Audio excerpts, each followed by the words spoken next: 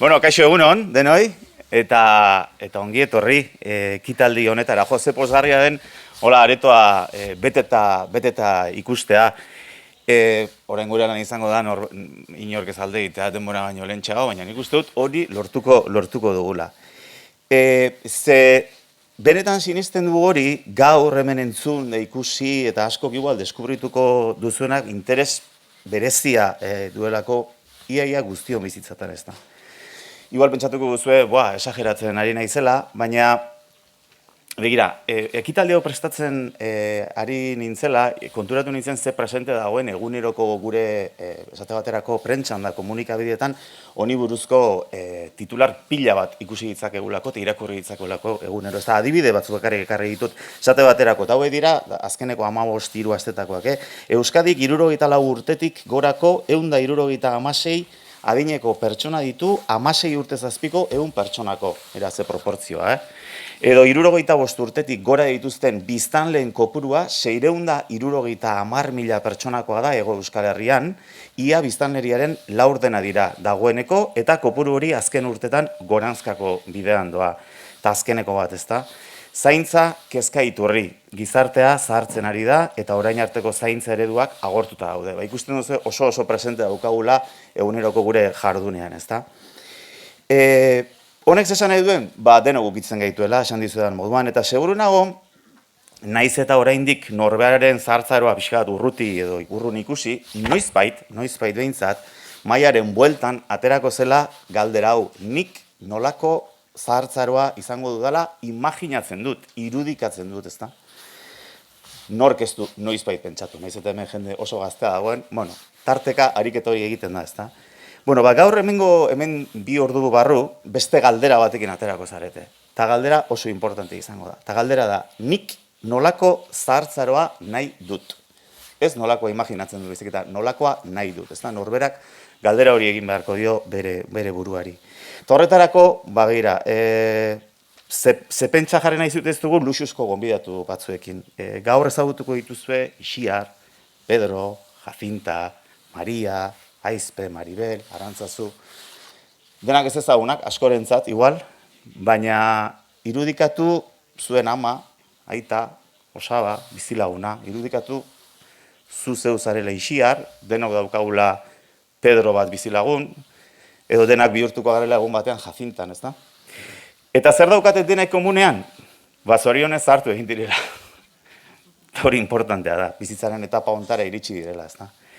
Eta zaintza behar dutela, oso modu desberdineko zaintza, nori etzaio ondo etortzen pixkat mimo batzuk eta jasotzea, ez da, hauek ere behar dituzte eta zaintza oso desberdina dituzte. Zalantzari gabe, 21. mendeko arazo handietako baten aurrean gaude, eta hemen, pixkat, erakundetako ordezkariak badaude, eta erakundetako ordezkariak badakite, hau patata bero xamarra ere, badela, erre egiten duela, pixka bat. Espero dugu, gaur prestatu dizuegun ekitaldi honekin, behintzat, komentzitu ateratzea gaur aurkeztuko den hau dela bidea. Hau izan litekela bidea. Eskerrik asko, berriro ere etortzeagatik. Itzulpena gero entzuten ari zarete, norbaitek arazoren barin baduka bateriarekin edo, esku altxa eta bateria pila bauzkagu, tranquil, eskatu, bale?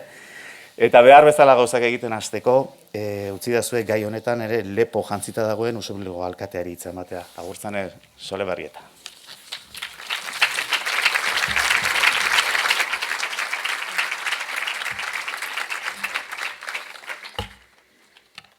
Egunon guztioi, eta ezer baino lehen, mila esker, Usurbil herri zaintzailea Goiburuko ekitaldi honetara bertaratzeagatik, eta kanpotik etorri zareten hoi, ongi etorri Usurbilera.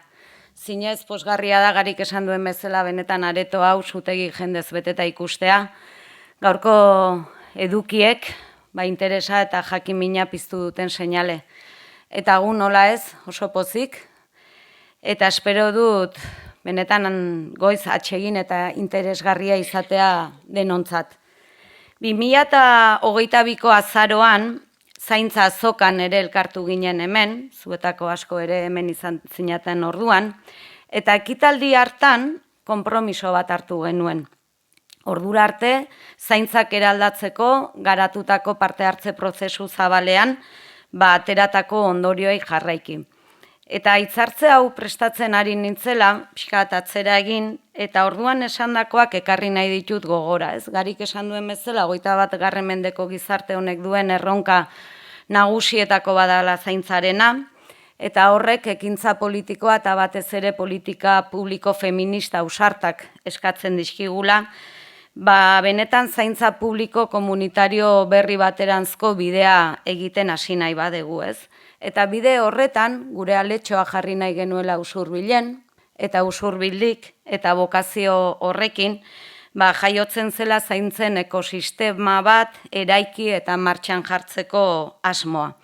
Jakitun ginela, nekez eragin genezakela lan merkatuan, baino arlo komunitarioan eta batez ere arlo administratiboan eragingo duen eredu berri bat eraiki eta martxan jarri nahi genuela, justizia sozialean eta ongizate komunitarioan oinarritutakoa. Eta lanketa horrek iraupen luzeko zaintzen sostengarritasuna bermatu asmo duen tokiko ekosistema bat eraikitzea zuela helburu, Usurbilen errotua, oinarri komunitarioa duena, eta zaintza beharra duten pertsonak eta zaintzaileen zaintza erdigunean jartzeko bokazioa duena. Eta ondorioz, etxeetara begira dagoena, edota etxean bezalako alternatibak eta ekipamendua kontuan hartzen dituena. Hain justu, ordutik ona, azken 3 urte hauetan ere, langintza horretan aritu gara buru belarri, orduan plazaratutako bide horriari jarraiki, Usurbil herri zaintzailea eraikitzea hortzimugan dugula. Eta bide luze honetan beraz, gaurkoan, mugarri bat ezartzera goazela esango nuke, azken batean zaintza ereduaren eraldaketa aurkeztera gatozelako, eta bai eta eraldaketa hori ahalbidetzen duen ekosistema, eta eraldaketa hori ahalbidetzen duen gobernatzeko modua ere. Zerbitzu soiletan oinarritutako arreta eredutik, pertsona bat bizi plan bat eredura. Horixe da, zaintza arreta eredu berria barnebiltzen duen helburua eta dagoeneko implementatzen hasia garena. Eta bi oinarriren gainean eraiki duguna hain zuzen. Bat, zaintza edo babes gehigarria behar izateak ez duela esan nahi babes gabe gaudenik eta erabaki ezin dugunik.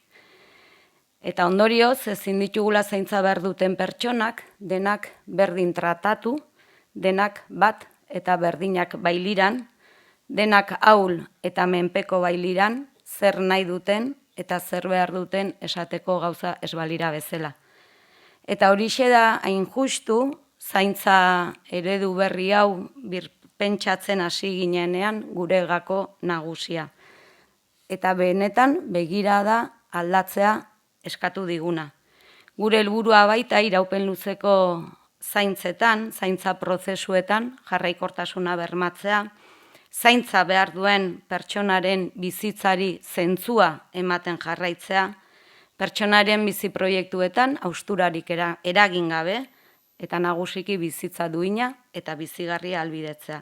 Gai izan nahi dugu pertsona bakoitzaren lehentasunei, nahiei, erabakiei erantzungo dien zaintza arretak eskaintzeko, eta horretarako iruditzen zaigu ezinbestekoa dela zaintzak integraltasunetik eskaintzea, eta batez ere komunitate eder honek, Usurbilek osatzen duen komunitate eder honek, eskaintzen dituen aukerak profitatuz.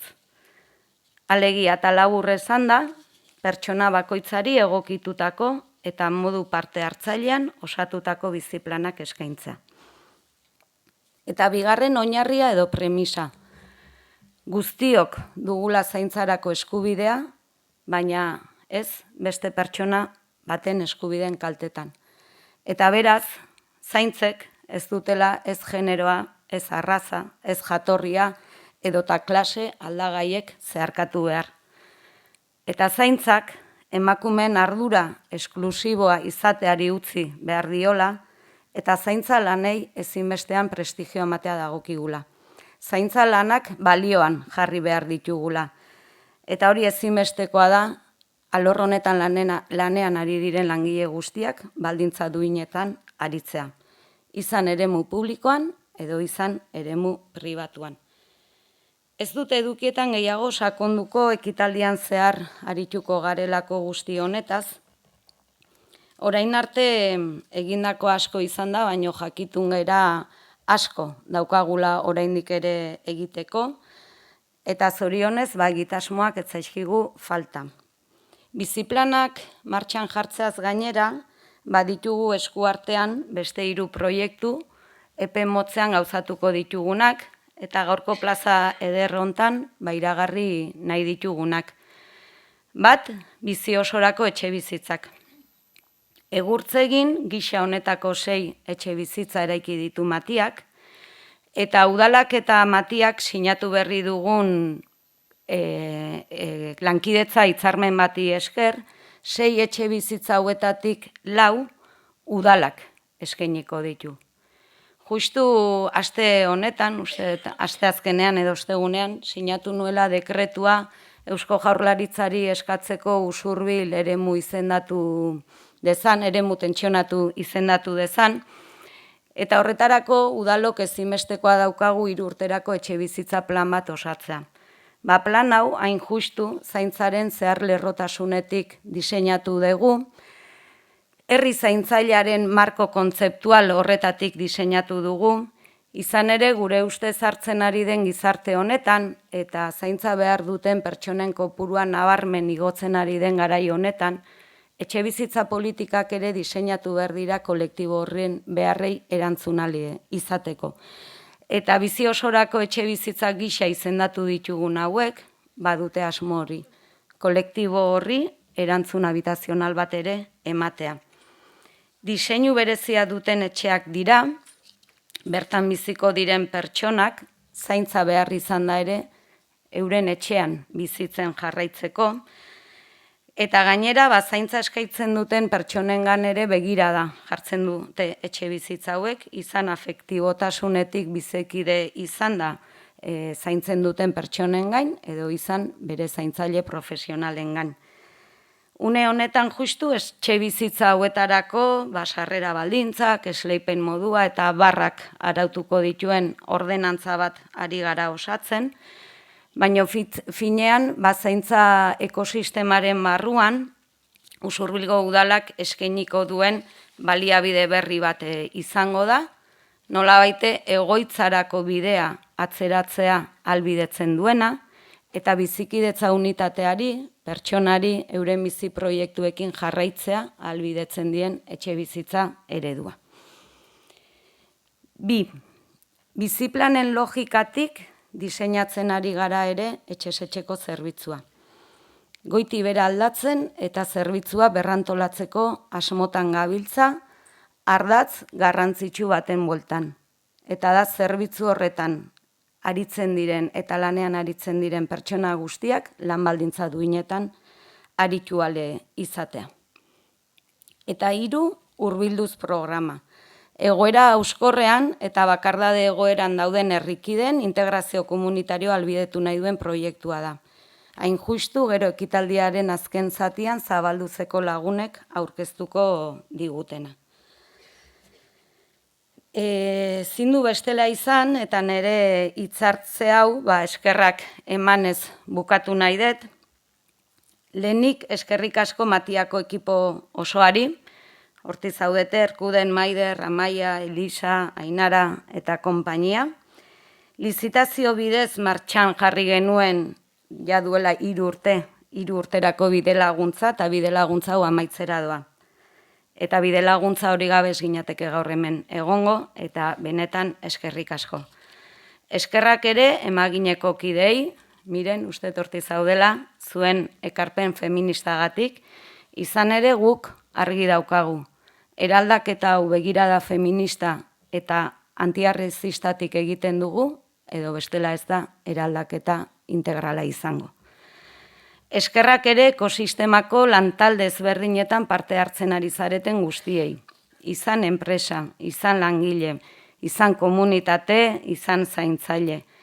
ertz guzti horiek arikaltzetik eta bakoitzak gure zereginetatik eta ditugun funtzioetatik ekarpenak eginez ari garelako. Eta elkarlan publiko komunitario pribatu horrek ahalbidetu duelako gaurko eguna. Eskerrak ere diputazioari, Gipuzkoa Herri Lab estrategia abiatu eta herrien arteko elkarlana sustatu eta usurbilen egiten ari garen bidean bidelagun izateagatik. Tokiko ekosistemek eta tokiko proiektu hauek ezinbestekoa dute elkarlan hori. Eta gaurkoan batez ere, udaleko gizarte zerbitzuetako sailari eman nahi dizkiot eskerrak. Zuen lan, ordu, ahalegin, esfortzu eta gogori gabe, hau ezinezkoa izango zelako. Eta gora aipatu nahi dut zuen lana, eta benetan nabarmendu zer nolako zortea eta luxua duen Usurbil Gorriak, zer nolako zortea dugun Usurbil Gorritarrok daukagun gizarte departamentuarekin.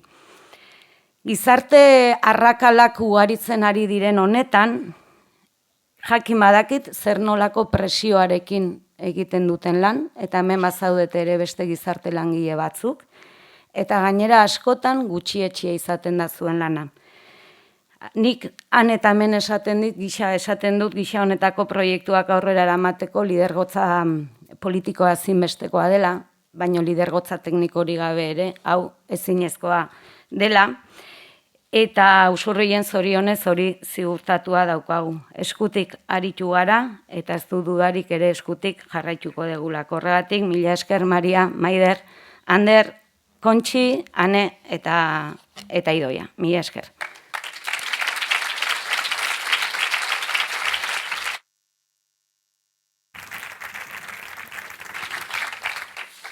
Bueno, hemen jende asko zaudete pixka bat Usurbileko udalak eta beste eragile askorekin batera zaintzaren inguruan, hausnarketak egiten egon zaretenak eta prozesu hauetan parte hartzen egon zaretenak, ez da?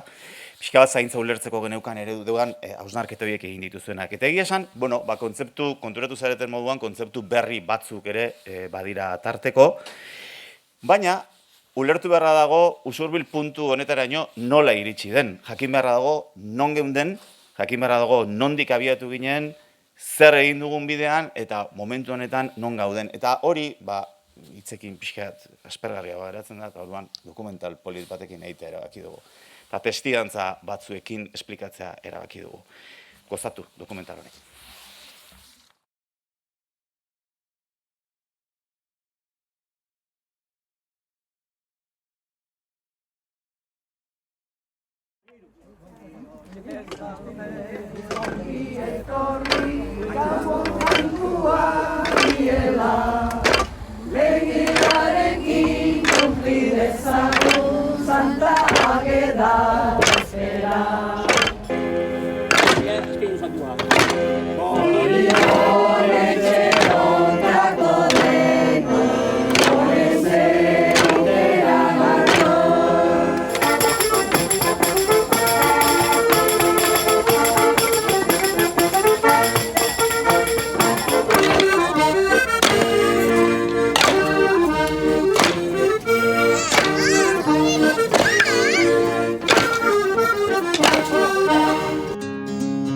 Usurbil deskribatzeko ez da erresa baino nik Usurbil bizi dut herri txiki xume eder bat eta somatzen dut baita bertan gaudela. Jende bat nun edozein gauza antolatzeko gaigean eta beti izan du halako xarma. Eta txikila izanik 6.000 biztanlek ematen du posibilitatea gaina ez bakarrikan utopiak izateko eta horizonte urrutiak markatzeko baizikan gauzak martxan hartzeko. Eta helburua beti izaten duguna, helburua da Usurbil herri zaintzaile bat izan dadila, egin dezagun.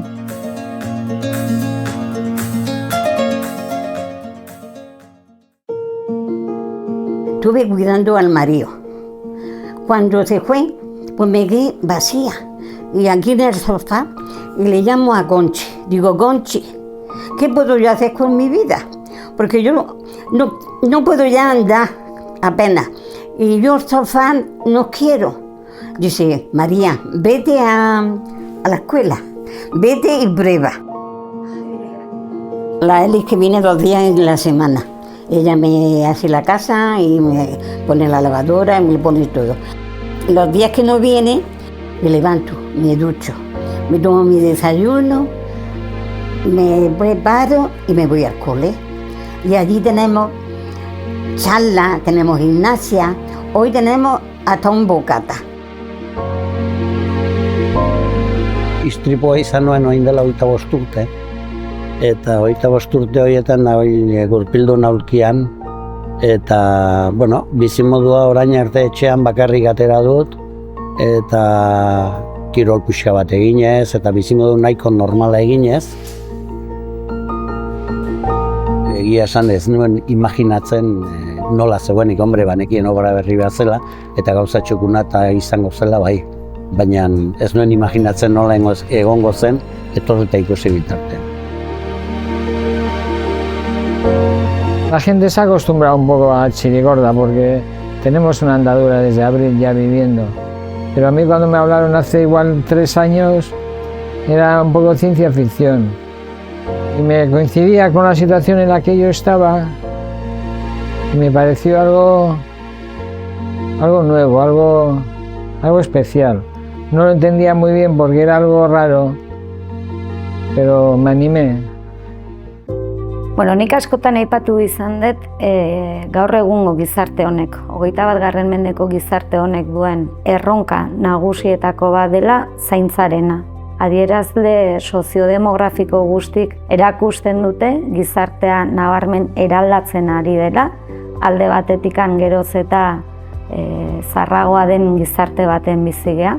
Eta ez dut uste hori ezer txarra denik, baina bai erronka berriak ekartzen dizkigula, jendea geroz eta gehiago bizi da, eta ondorioz iraupen luzeko zaintzak ere denboran handitzen ari dira. Geroz eta gehiago dira bakarrik bizi direnak eta asko bakardade ez hautatuan bizi diren pertsonak dira. Eta beraz hor gizarte bezala ere erronka handi badaukagu eskuartean, kolektibo horri bizitza duin eta bizitza bizigarri bat eskaini nahi badiegu.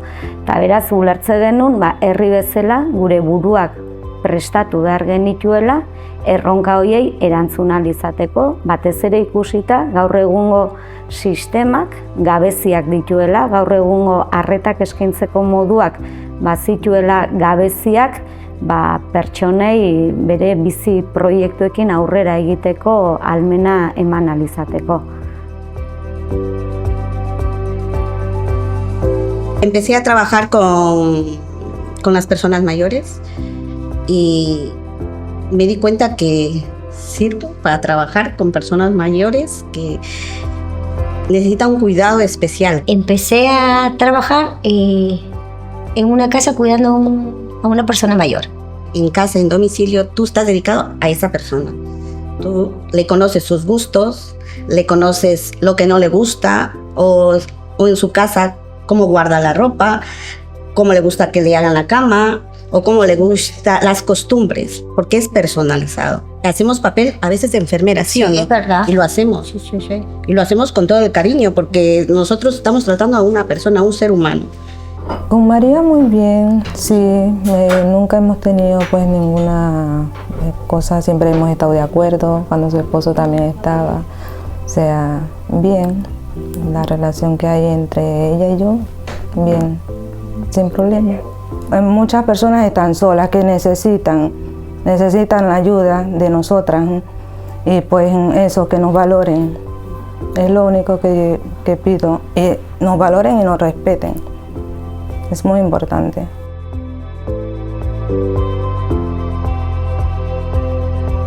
Zaintzan ez dago bakarrik udala edo baliabide publikoak, baizik eta garrantzia handia dauka ere bai, herriak, pertsonak, familiak, auzoak eman dezakena eta ematen duena, ez? Ze hori berez igual estruktura bate gabe edo esango genuke hori existitzen da.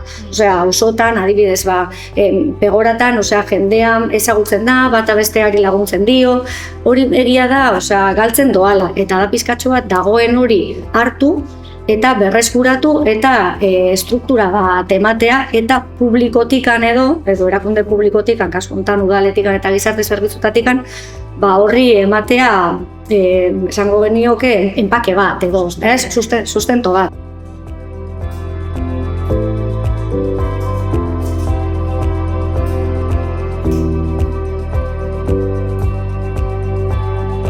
Herria egunero, orduero jaisten naiz, daukat moto bat, eta hori seilari erazteiot, eta oso eskenik bizia, azkeneko 30 urte horretan Usurbilen egiten dut, eta nire bizia hemen dago Usurbilen eta kalean dago. Gizarte zerbitzuarekin izan duten konexio guztietan beti ongi atenditua sentitu naiz, etxean bezala. Nik esango nuke, berez gizarte langile bezala rol aldaketa bat per se ez dela egon. Baina bai igual egon da pertsonak hartatzerako orduan filosofia aldaketa bat. Egiten ditudan galderak edo erabiltzaileekin izaten ditudan elkarrizketetan. Bai egia da orain eskaintzen ditugula eskura dauzkaguzelako ere bai, herrizaintzailean baitan beste baliabide batzuk, baliabide komunitarioak, goazen kalera, ez dakit merkatariekin dagoen harreman hori, eta interesatzen gara gehiago pertsonak bere egunerokotasun horretan dauzkan behar txiki horiek asetzeaz. Bi lan ditut, bat bidezko lana, ze da baserrian eta dauden jendea ezin dana etorri edo ezin dutena ez daukatena inor jeisteko eta ezin dutena gidatu, jaitsi egiten ditut ordutegi batean, ez? Eta gero dago arreta zentroko zerbitzua. Ze hartzen ditut edadeko pertsonak, pixkat bakardadean daudenak eta etortzen dira zentrora goiza pasa eta pixkat beste jendekin egateko eta ez bakarrik egoteko etxean, ez? Orduan meikuna, edo pelukeria, edo erosketak egitea, edo atxalde pasa, beste lagunekin hori, ez? Bere erratuak eukitzeko, ez? Nik uste beraientzako oso garrantzitsua dela hori, ez? Nik esaten dut beti gure zerbitzua oso berezia dela, ez da autobus zerbitzu normal bat. Niretzako dia, hori, ez? Famili bat, nire familien aparteko beste famili bat, ez? Ni beraiek dakite denanetaz eta ni beraietaz ere bai, ez? Es que los pimientos son muy agradecidos, Haces rellenas o de bacalao, de carne o de lo que sea. A Conchi no le hubiera gustado. ¿Qué pues? Porque tenía pimiento hoy de cebolla cruda. No. Hombre, algo se encontraba en la me habéis fastidiado entonces, los pimientos, que me habéis fastidiado si le echáis cebolla cruda. No, hombre, no. Pues sí, y además, solamente antes de... Beti egoten naiz hori, ez? Bakoitzari gertatzen zaion eta zertan lagundu leiket nire posibilidadeekin, ez? Baina bai, ez naiz gidari bakarra, ezin dut, ez zait ateratzen.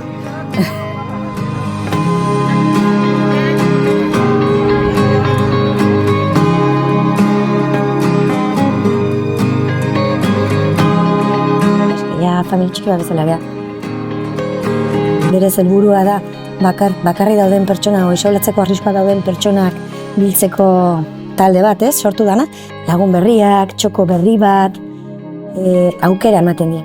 Eta askoren kasuan, etxean bakarrik eguneroko gauzak egiten pixkat espertuta nekatuta honek eman die beste aukera bat, beraien herriarekin berriro harremanetan jartzeko, aspaldi ikusten ez duten jendea. Oso polita iruditzen zait, baten hitzadia beti esaten du berdina, eske esto nos da la vida. Esaten du, porque etxean, gure etxea da eta ondo gaude, baina honea etortzenek zerbitzuak goizean murgiltzatzak gelditzen dan, etortzen dira, lagun artean egoten dira, nekatzen dira, eta gero etxea bueltatzen dira, beraien txokoan daude, eske hau zoragarria da. Beraien harremanak lantzen hemen dauden bitartean egin dituzte landu, ikasi batzuk, eta gero mendikan kanpo trasladatu egin dituzte. Eta horrek asko oso aberasgarria iruditzen zait, ez geratzea hemen bakarrik. Gero beraien artean telefono hartu, hitz egin, gero geldituko gea kafetxo bat hartzeko, hori egitea oso polita iruditzen zait. Bizitzen jarri ginean, eta inauguratu behar zen. Inaugurazioa prestatu genuen, dotore. Egundoko jende zabildu zen hemen, eta harrituta gelditu ginean zenbat adineko jende etorri zen.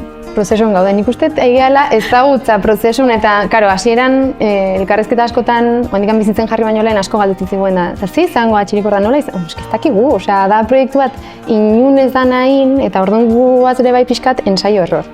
Nik nire partetikan nahi independizatzeko aukera eman dit.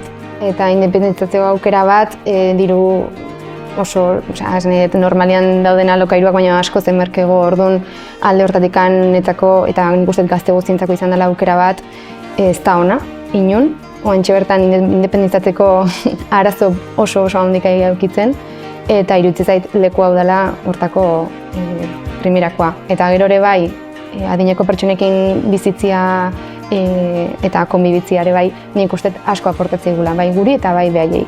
Zerbait berria, ez? Bai, eta elkar bizitza horrek aberasgarri dela guztiontzat.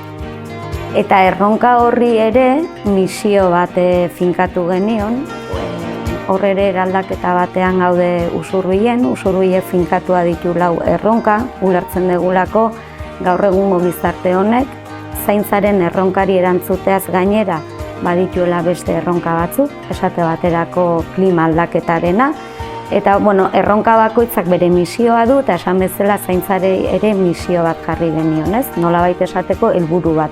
2030 urtean nola egon nahiko genuken zaintzari dagokionez, ez?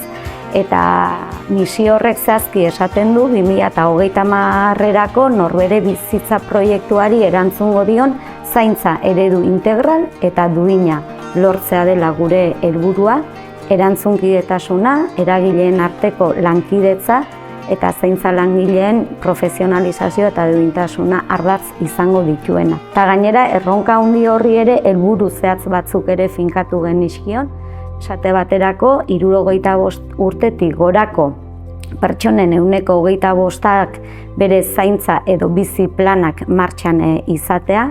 Usurbilgo auzoetan ere auzo zaintza sareak martxan izatea eta sare horren kide izango diren pertsonen 25% gizonezkoak izatea.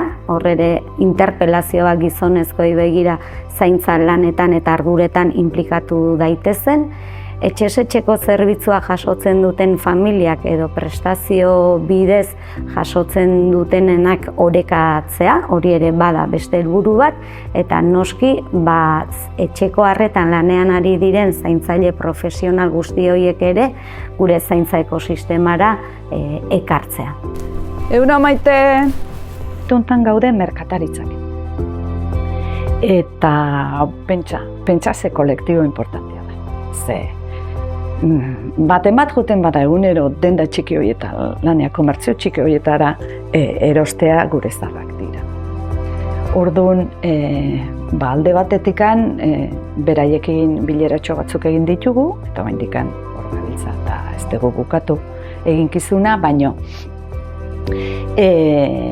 alde batetik eskerrak emanez egiten dituzten gauza txiki importante. Guztia txikitan bezeroak lagunak dira, eta edozein arazo dagonean beti jokatu izan da, gu behintzat edozein arazo gertatu danean, lagundu aldan betartean egin izan da. Oain zein dan, bisibilizatu, sensibilizatu, eta ikusi arazi jendeari hor gaudela. Santa Isabel gainen genitun, eta esan genuen, hartu ezagun festak gai bezala. Gaitezen, gure zaharreta. Ze egia da, festak badirudi bakarrikan ez. Baina, gazten kontu badala eta ala da. Dudik gabe. Baina, egia da gero zaharrak ez diala plasmatzen, ez programan eta ez ekitaldietan ere. Orduan, junginan, hori lehen esan ditudan jubilatuena, junginan arreta zentrora, eguneko zentrora, gurtzegi oindikan egin gabe zegoen. Eta, galdeketa baten bidez, jaso genituen, ze ilusio egiten ziren. Ia lortzen dugun urrun urtean, txupinazua gure atxon amonak. Gora jotzea. Santa Isabel festa hauek ondo pasa ditzagun. Disfrutatu dezagun, bai? Baina baita ere, ibili gaitezen jaietan. Elkarri begiratuz, elkar kontuan hartuz, elkar lagunduz. Beraz, gozatu, ondo pasatu, eta gora Santa Isabelak.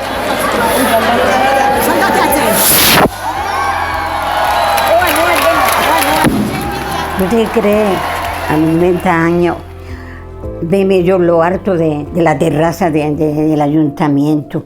Yo decía, Dios mío, ¿qué es esto? Esto es una gloria. La gente haciendo mojar a Dios, nosotros también.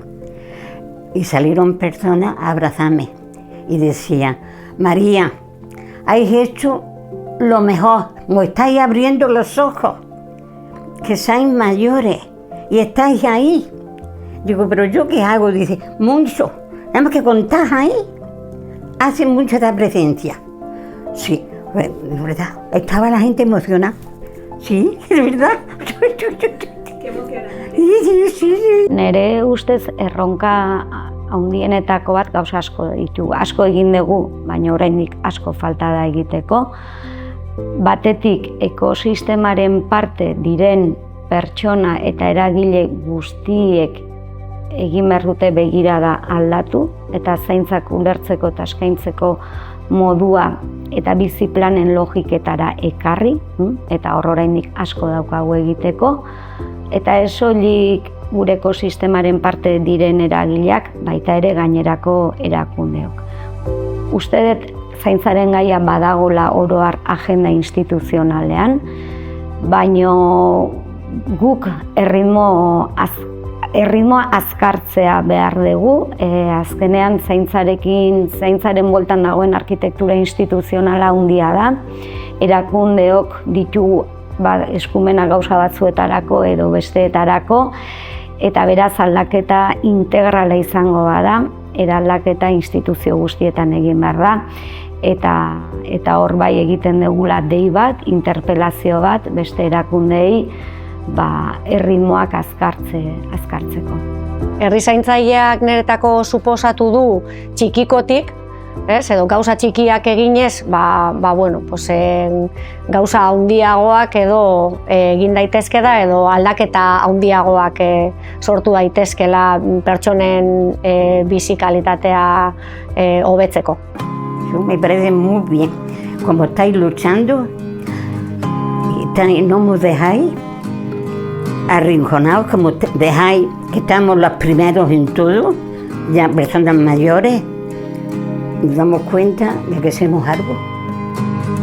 Hombre, me parece algo muy favorable, muy bueno. Yo creo que la sociedad además está envejeciendo, está cambiando, son unos años de crisis total, de cambio de valores. Y son proyectos arriesgados, porque son nuevos, pero yo creo que hay que buscar soluciones. Yo creo que es una búsqueda de soluciones a problemas sociales y culturales que se están creando, que estamos creando nosotros mismos, pues este tipo de sociedad. Herri leku gutxitan egiten den aurrera pausoa izan dela iruditzen zait. Zergatik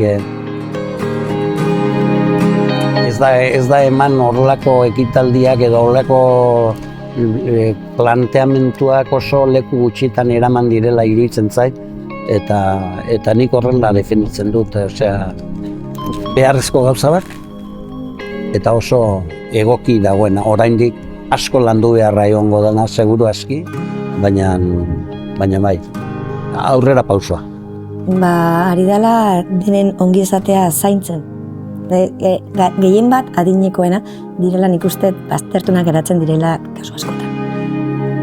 Eta ari da apustu bat egiten adinekoi gehien bat laguntzeko, isolatutaz geratzeko. Batikan gizartea dago buru belarri berea,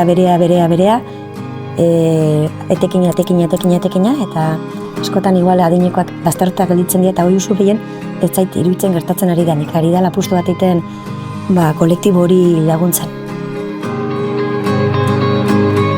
Nik esan dut 21. mendeko gizarte honek duen erronka nagusietako badela zaintza. Eta uste dut pozik nago aigialako aurre hartzen egoerari. Eta hori politika publikoak eraginkorrak izateko hori ezinbestekoa da. Eta hortaz haratago esango nuke zaintzaren bueltan eta herri zaintzailearekin landu, garatu nahi ditugu balioak ere oso importanteak direla. Niretzako elkar zaintzen duen komunitate bat eta herri bat izatea, uste dela denok zoriontsu eta ongi bizitzeko behar dugun oinarrizko zerbait, eta zaintzei bestelako balio bat ematea gaur arte eman ez zaiena.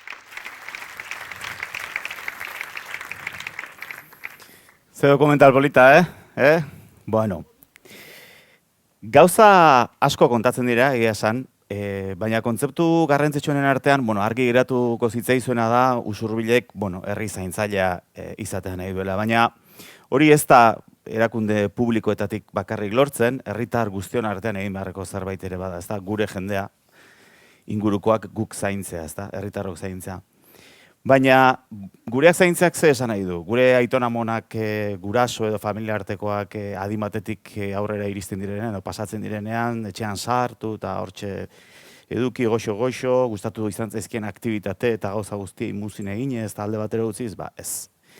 Utzi dazue puntu honetan, Euskal Herriko idazle handi bat aipatzen, Arantxa Urreta Bizkaia, denok ezagutuko duzue, badakizue bere azkeneko liburua, azken etxea izenekoan lantzen duen gaietako bat dela zahartzaroarena, eta hortik, elkarrizketa desente eta ematen ari da, eta berak dio, beste gauza askoren artean ez duela 24 ordu deskantsuan txoriei begira ona ezta.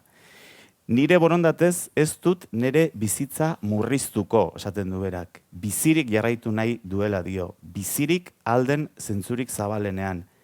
Zer nahi dugun zaindu eta nola nahi dugun zainduak izan erabakitzeko eskubidea dugu. Eta horretarako adinekoen ahotsa entzun behar da. Zenbategi, Arantxa Urreta Bizkaiak esaten duen hori pixka bat neure eginez, horixe da Usurbilek ere egin nahi duena neurri batean, ezta? Zure bizitzari buruzko planak, zuk hartzea, zuk erabakitzea, zer nahi duzun, egin, orain arte egin duzun bezala, edo aurretik egin duzun bezala, zuk zer nahi duzun zure buruari galdetzea. Eta hori, erakundek eta herritarrek gero bermatu egin beharko genuke eta lukete. Eredu aldaketa irudikatzeko, begira, adibide praktiko batzu jarriko izkizuet. Lehendabiziko adibidea, begiratuena, Jacinta da protagonista, eta Jacintari Kartagokoa ikeragarri gustatzen zaio. Kartetan ibiltzea gustatzen zaio ikeragarri, ikusi lehen zer eskaintzen zitzaion, txuri beltzean ikusiko duzu hori, eta orain, eredu berriarekin zer eskainiko zaion. Begira.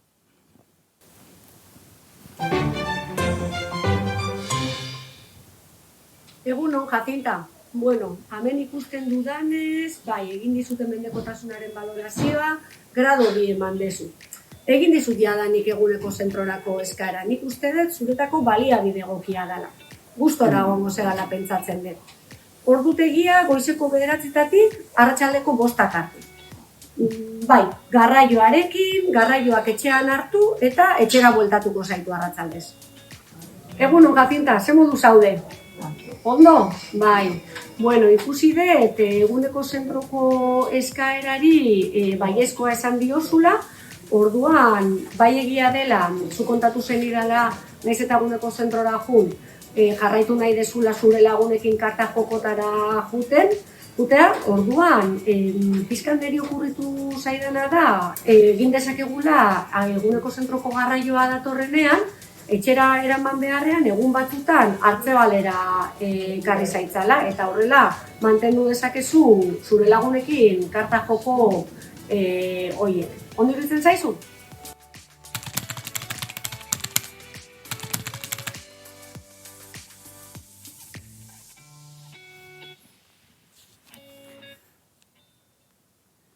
Bale, bigarren adibidea.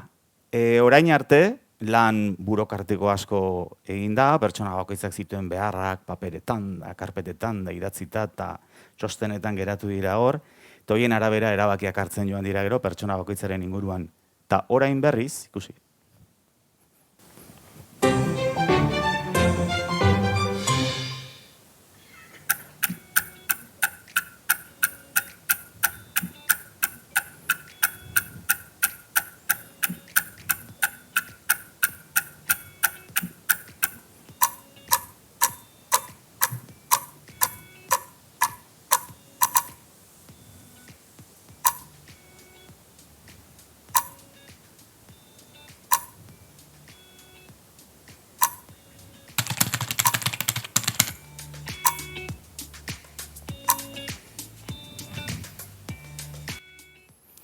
Eta hirugarren da azken adibidea. Eloina ama eta Amaia alaba aurkeztu nahi dizkizuet. Lehen eta orain.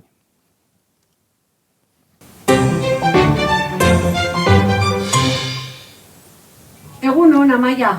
Pues ikusten Eloina zure amaren egoera zein den, ikusten egokiena izango litzakela bere atentziorako egoitza batetan ingresoa egitea. Ez dakit zer iruditzen zaizun zuri. Bai, ni ados nago baita ere, egokiena da. Bai, nik uste dut Eloinak ere hori pentsatuko duela. Bai, beretzat hoberena da. Bueno, kaixo, Eloina, esan ditugun elkarrizketa guztien ondoren, bizkatxo bat ikusi dut, zure rutinak eta zure nahiak direla herriarekin kontaktuan jarraitzeko aukera izatea, eta, naiz eta orain agian egoitzara joatea erabaki desun, pizkatxo bat, jungo gera egoitzakoekin hitz egitera, eta ikusiko dugu nola egin dezakegun zure bizitza proiektu hori ez aldatzeko. Bale? Zer iruditzen zaizu?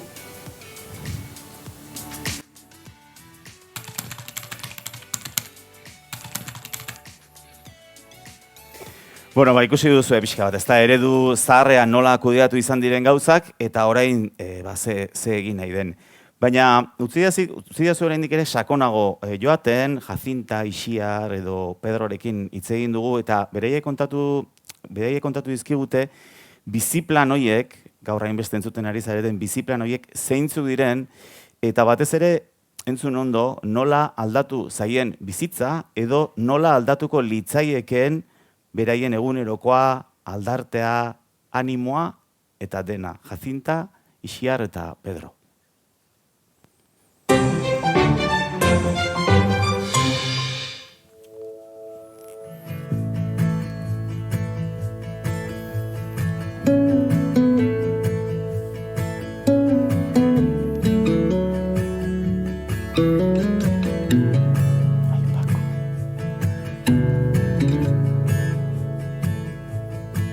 Pertsona guztiak gure bizitzako etapa guztitan zaintza beharrak dauzkagu. Bai puntualak, ala handiagoak, txikiagoak, baina egia da gero eta zaintza behar gehiago daukan jendeak edo zaintza behar hoiek areagotu edo handitzen direnean, gure inguruan dauden beste pertsona batzuek hartzen dituztela gure bizitzarekiko garrantzitsuak diazen erabaki hoiek.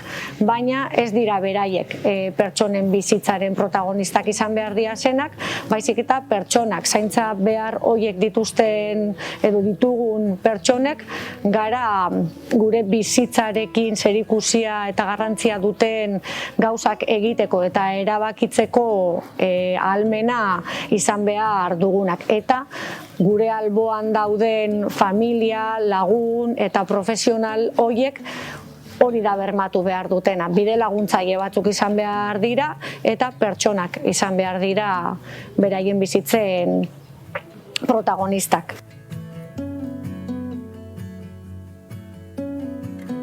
Pizkatxoa tradizionalki bai egia da zaintza nahi edo behar fisikoak asetutak egotearekin, egonda gehiago erlazionatuta. Baino biziplanetan hartzen da kontutan pertsonaren bizitzaren parte guztiak, sozialak, sanitarioak, erlazionalak, eta zerikusia handia dauka ere bai pertsonaren integrazio komunitarioarekin. Hortaz, zentzu hontan biziplan bat izango litzake pertsonaren dako bizitzan edo pertsonen bizitzan garrantzitsuak diazen erabakiak eta ekintzak egiten lagunduko dioten tresna bat.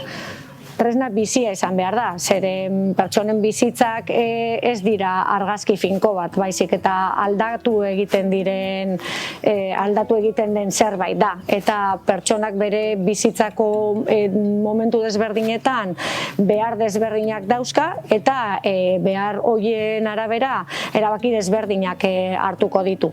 Beraz, tresna bizia izan behar da eta lagunduko dio planifikatzen bere bizitzarako garrantzitsuak diazen gauza horiek egiteko, ekintzak, tresnak, zein profesionalekin egin behar diren, zein lekutan eta nola.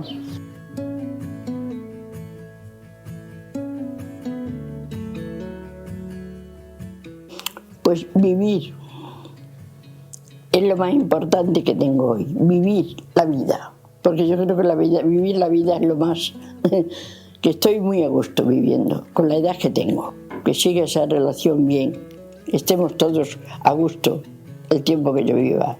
Pues, momentu honetan, diako zentroa etortzia.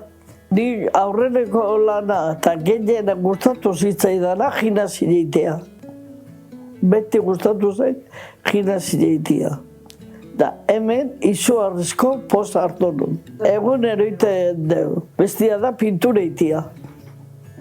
Ni hemen ekartzen dizkien dibujuak eta hai pintatzia. Pues no estar parado tirado en el sofá, estar en movimiento, viendo la tele, viendo la caja tonta todo el día.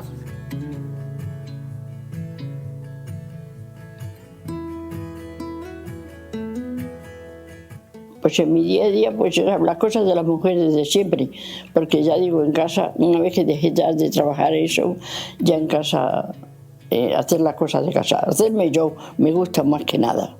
Mientras que pueda, sí quiero hacerlo. Que quiero yo hacerlo, no es que diga, yo quiero que me lo den, no, no, yo quiero hacerlo yo. Y si puedo ayudarle a mi hija, no puedo, también le ayudo. Pero ya no como antes, porque la que me ayuda es ella a mí. Hombre, beti laguntza behar dut, porque arriskua dakat, balantza bakit ez zaitala jungo eta ez zaitala sendatuko. Eta balantza ite baldin bet, lurrea juteko arriskua dakat. Eta orduan, laguntza behar dut, alde benien beti baten bat. Oso ondo tratatzen daue, bai etxian, eta bai honea zentruan bai. Para la ducha y para las comidas. Porque antes cocinaba mucho para los amigos, para la cuadrilla, hacía la compra y bueno, me entretenía mucho con eso. Desde que me ha ocurrido esto no he vuelto.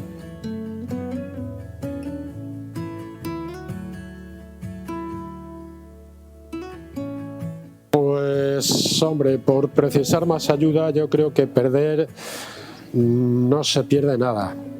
Lo que sí que creo que hay que hacer es cultivar más las relaciones, para que no se pierdan. Pues más que nada lo que me gustaría es salir a andar un poquito. Pero claro, también vivimos en un sitio que hay mucha cuesta, pero yo es que sin ir apoyada a una persona no puedo andar sola. pero con una persona sí me gustaría, aunque fuera un día o dos a la semana por la tarde. A misa también no voy, la veo en la televisión, eso es una cosa que lo puedo hacer, pero la andar aunque yo quiera no puedo. A mí me gustaría también, mira, una de las cosas que hacíamos en Arzabal, que después que íbamos a la memoria, nos subíamos arriba a jugar las cartas. A mí me gustaría que, aunque fuera un día a la semana, nos juntáramos allí todas con mis amigas, porque nos pasaríamos muy bien hablando. Nik ez da galtzeko bildurrik ezarre. Oal momentu honetan nekoa den, geho garro bidean, bierkotela, bai, hoi bakit, bierkotela. Zatepa, ni honea torren itzanean, nahi zeru irikizitzaidan, porque hemen gutxi hogei jo, bueno, behiri esan itainet, buitu bier baldi ben, baina ni bakar ikuten naiz. El baile, pero últimamente, después de lo que me ha ocurrido, pues llevo un año que prácticamente ni lo piso, ni sé lo que es ya el baile, se me habrá olvidado ya. Supongo que, no sé, cuando esto pase, volveré, porque tengo muchos amigos allí y volveré. Y eso para mí es importante.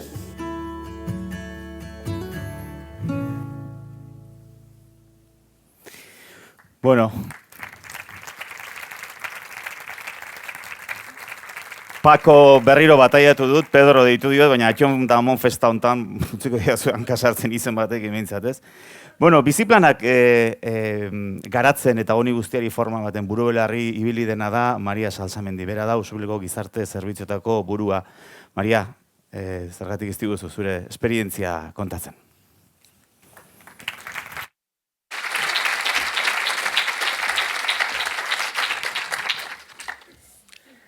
Eguerdion.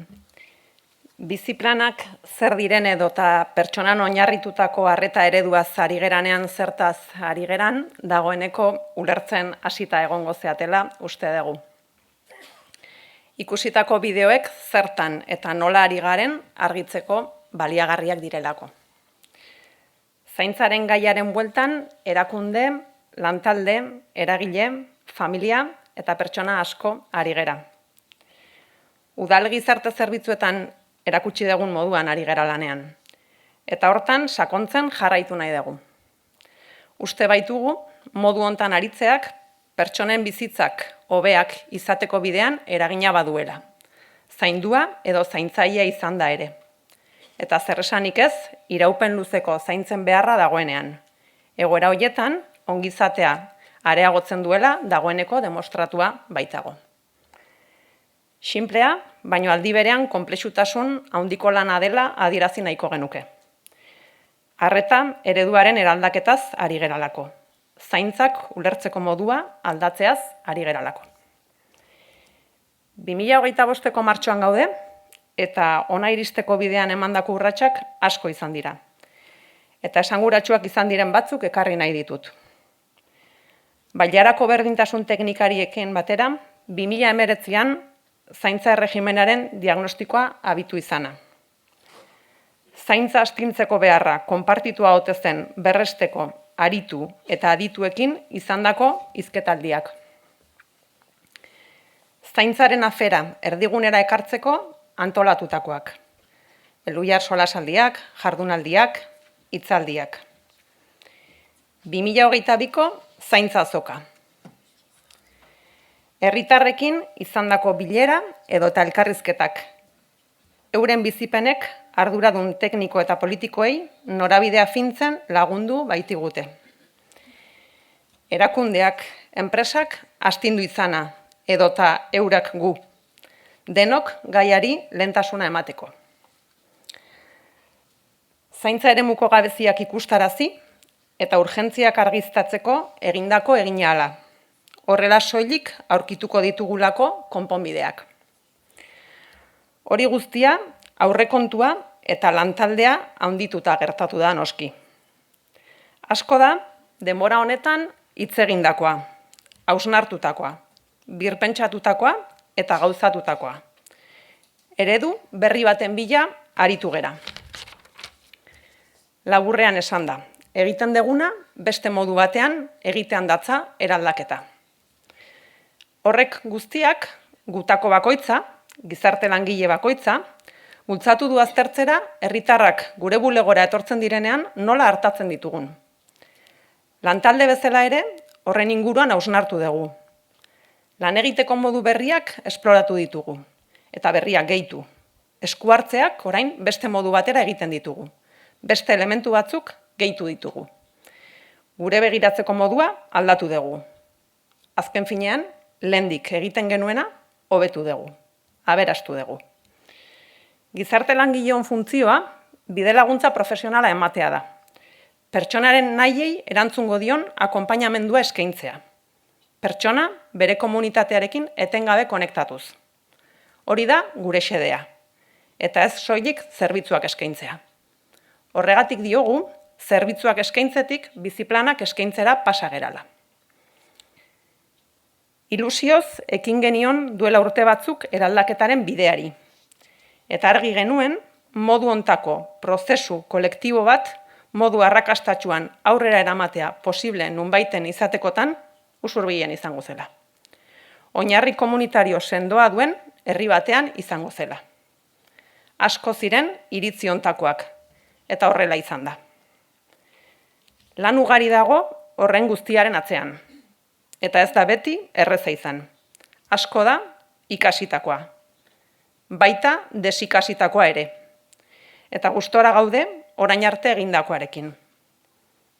Prest izan ginen bere momentuan, egiten genuena berrikusteko. Uste genuelako aldatzeko beharra bazegoela.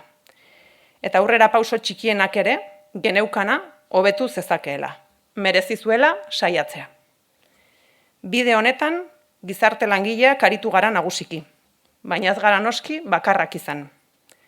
Eskerrak eman nahi ditugu urte hauetan, erpin, rol ezberdinetatik, eskuzabaltasunez, zaintza eredu berri baten mesedetan, zuen iritzia, denbora eta ekarpena egin duzuen guztioi. Eskerrik asko.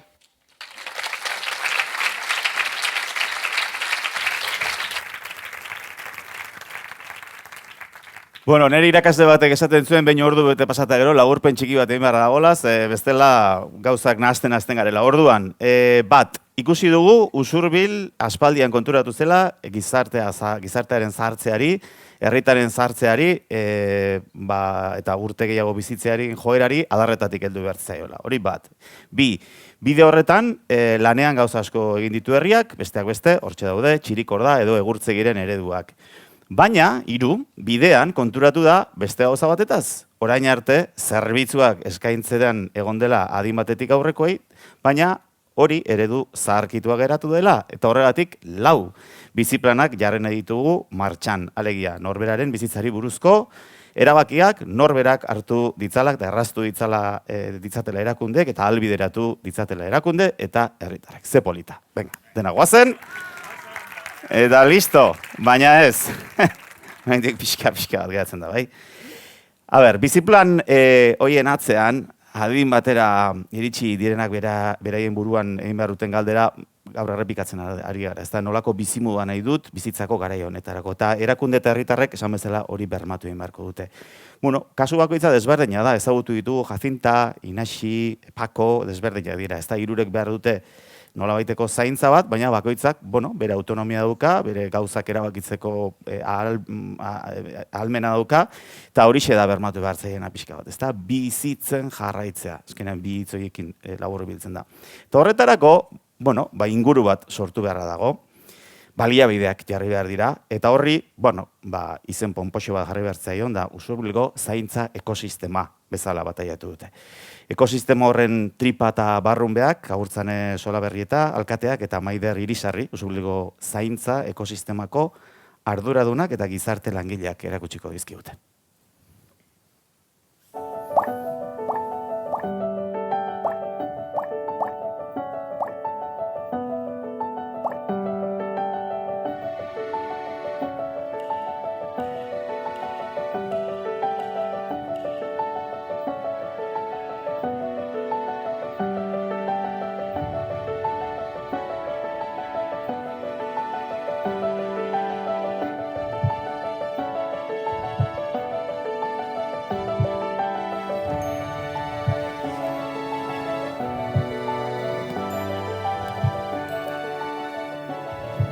Bueno, irudi honek laburtzen du gure zaintza ekosistema zer den, eta hau egituratzea hemen pertsona baten zaintzan zer esana duten pertsona eragile guzti hauek daude borobilonek erakusten duen zaintza ekosisteman.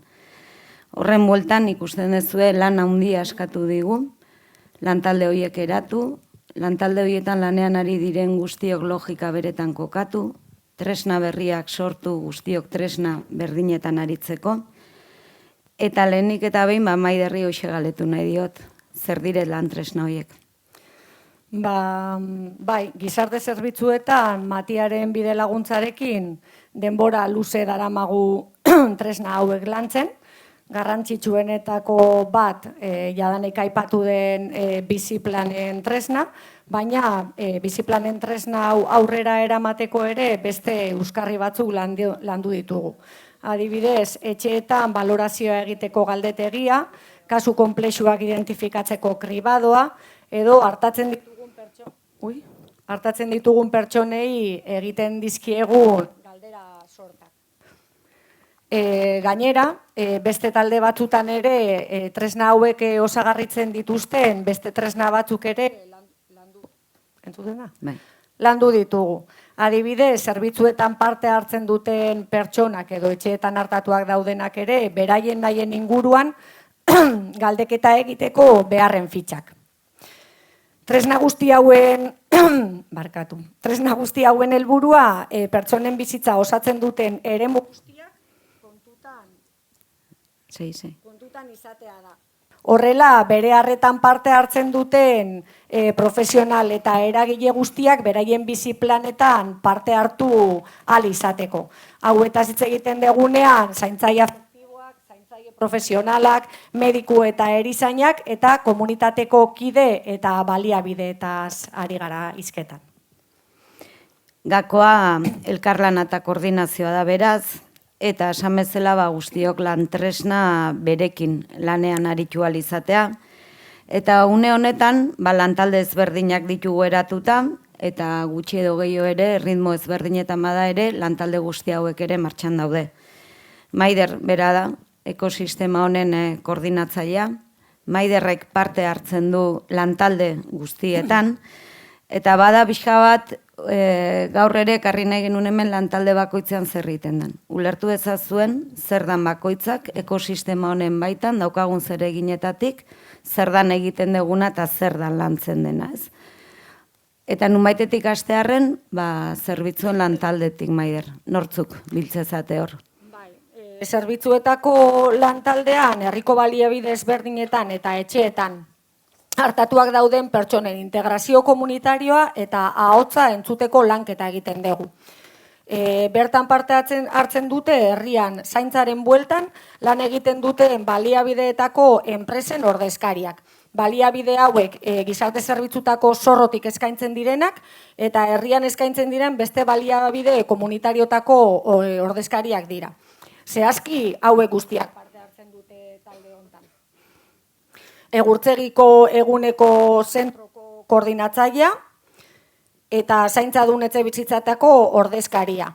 Baita esperientzia eskolako dinamizatzailea. Vale. Kendu nasai.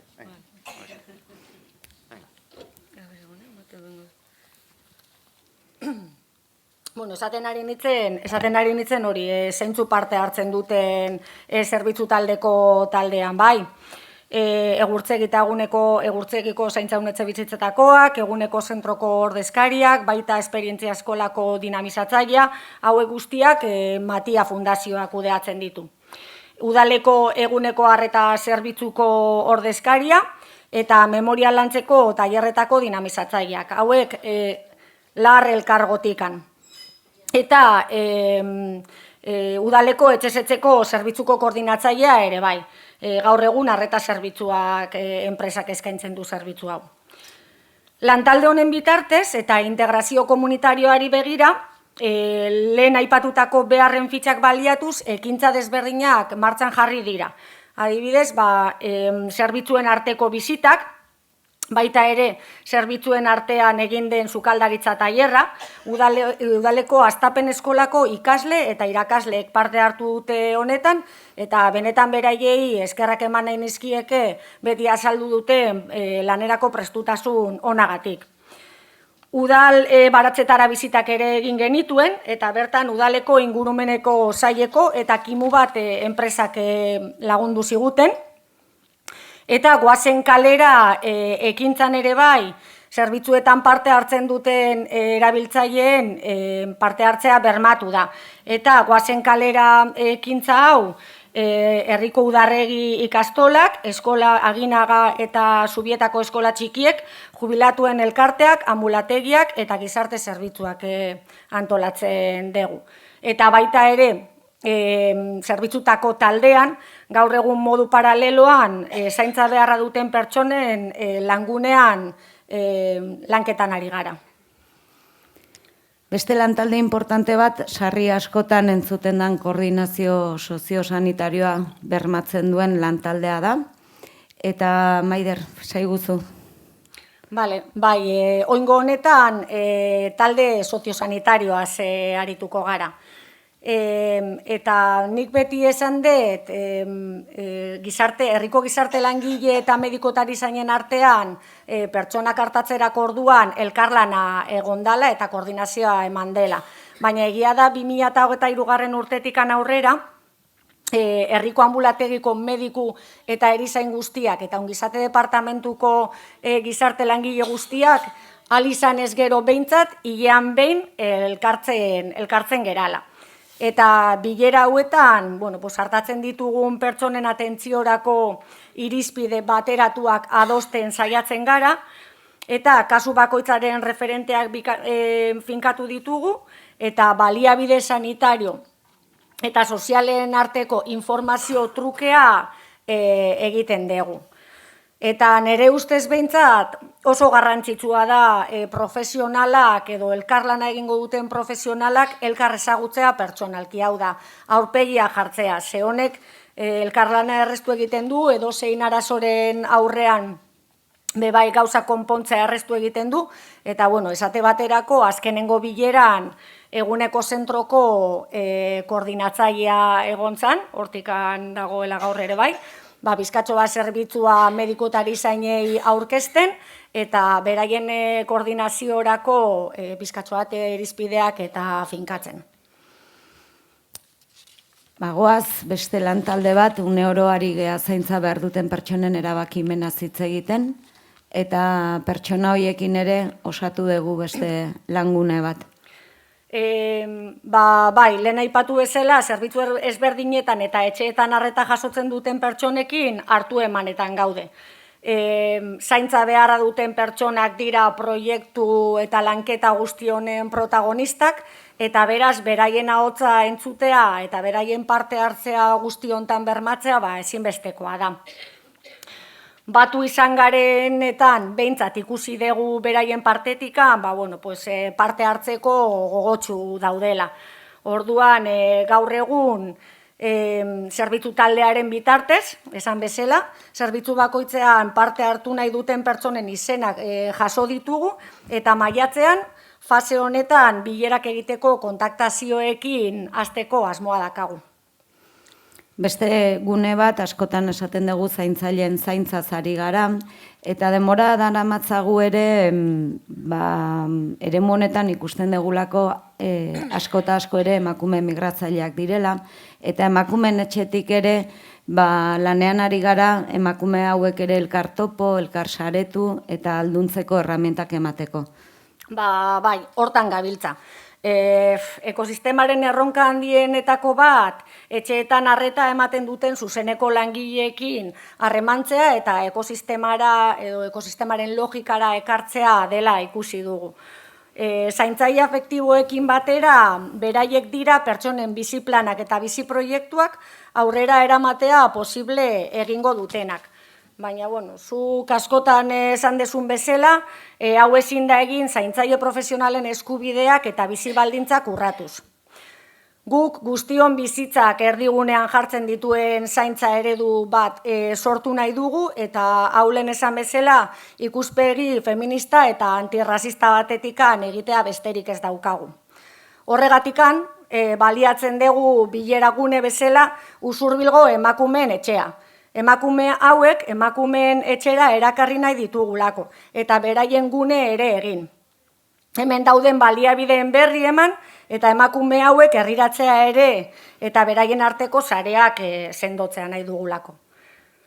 Egin ditugun bileretan, egin ditugu bilerak beraiekin ere bai, jaso ditugun nahi eta beharra kontutan izan da formakuntza saioak eskainiko ditugu berriro, fase berri hontan ere bai. Eta, sarreran eman dizueten esku horreiarekin batera daukazue guk proposatutako programa. Ez dut programa guztia irakurriko, hor badaukazutelako guk proposatutako guztia zehatz-mehatz, baina, pizkatxo bat emango ditut punto garrantzitsu batzuk, bai. Zaintzaile profesional eta afektiboei biei zuzendutako programazio bat proposatzen dugu. Gure nahia da urtero modu egonkorrean emango den formakuntza bat izatea, urtean 4 bat saio ero egitea, eta formakuntza saio motzak ematea, naiz eta gero gaiak interesa baldin badauka, luzatzeko aukera ere egon. Eta aurtengo gaiak bai irakurriko ditu dela, guk proposatzen ditugunak, bai.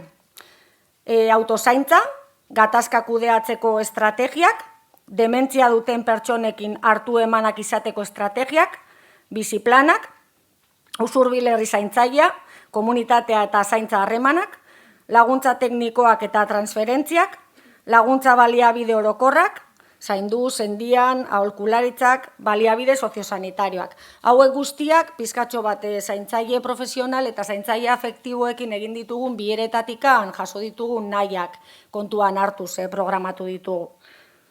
Eta, denon parte hartzea bermatzeko saio hauetan, bai egingo degula edo saiatuko gara ofertatzen, zainduak dien pertsonak zaintzeko ordezkapenak, eta baita euskeraz eta erderaz egingo ditugu bakoitzaren hezkuntza eskubideak bermatzeko.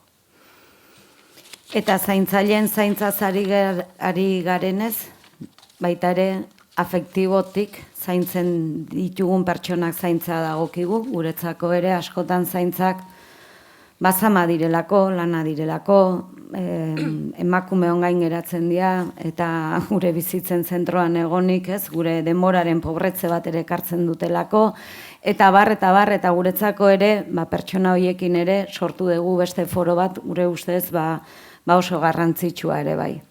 Bai, lehen aipatu dudan bezala, pertsona guztien bizitzak erdigunean jarriko baditugu, ezin ditugu ahaztu hainbeste esfortzu, eta lan egiten duten zaintzaile afektibo edo familiarrak. Egin ditugu bilerak bai, azaroan egin genuen azkenengo bileraen ostean, beraiekin lanketa egiteko modurik egokiena formakuntza eskaini zela adierazi ziguten, eta horregatikan lehen aipatu dudan programa hau proposatzen dugu. Bilera hauen bitartez gure asmoa zaintzaile afektiboekin da, hauek biziplanen logikara ekartzea, eta baita beste languneetan egiten denaren berri ematea. Horrela denak norabide berdinean indarra egiteko.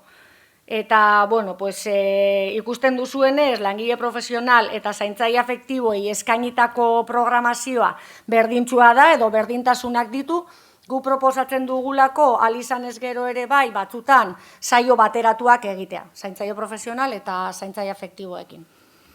Eta azkenik, lantalde komunitarioa?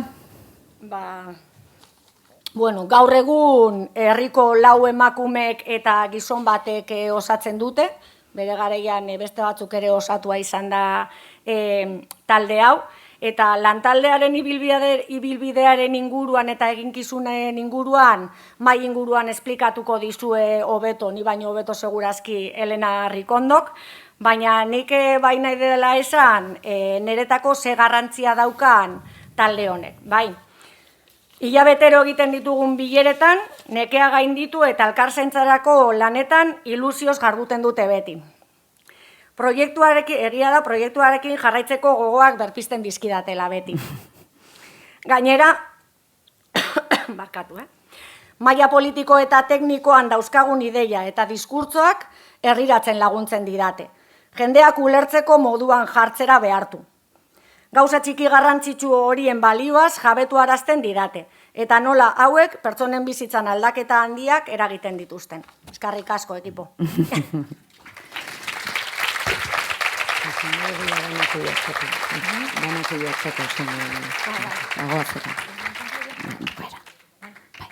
Bueno, eta orain eskatu nahi dizuegu lantalde guzti hauetan parte hartu duzuen kide guztiak holtzara igotzea. Azkenean guretzako importantea delako irudikatzea.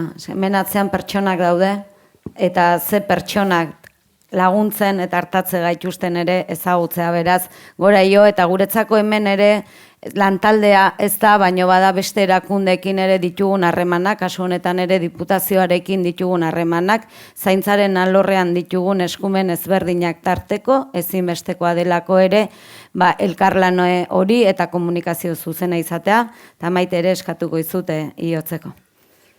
Maite Peña, diputatua barkatu.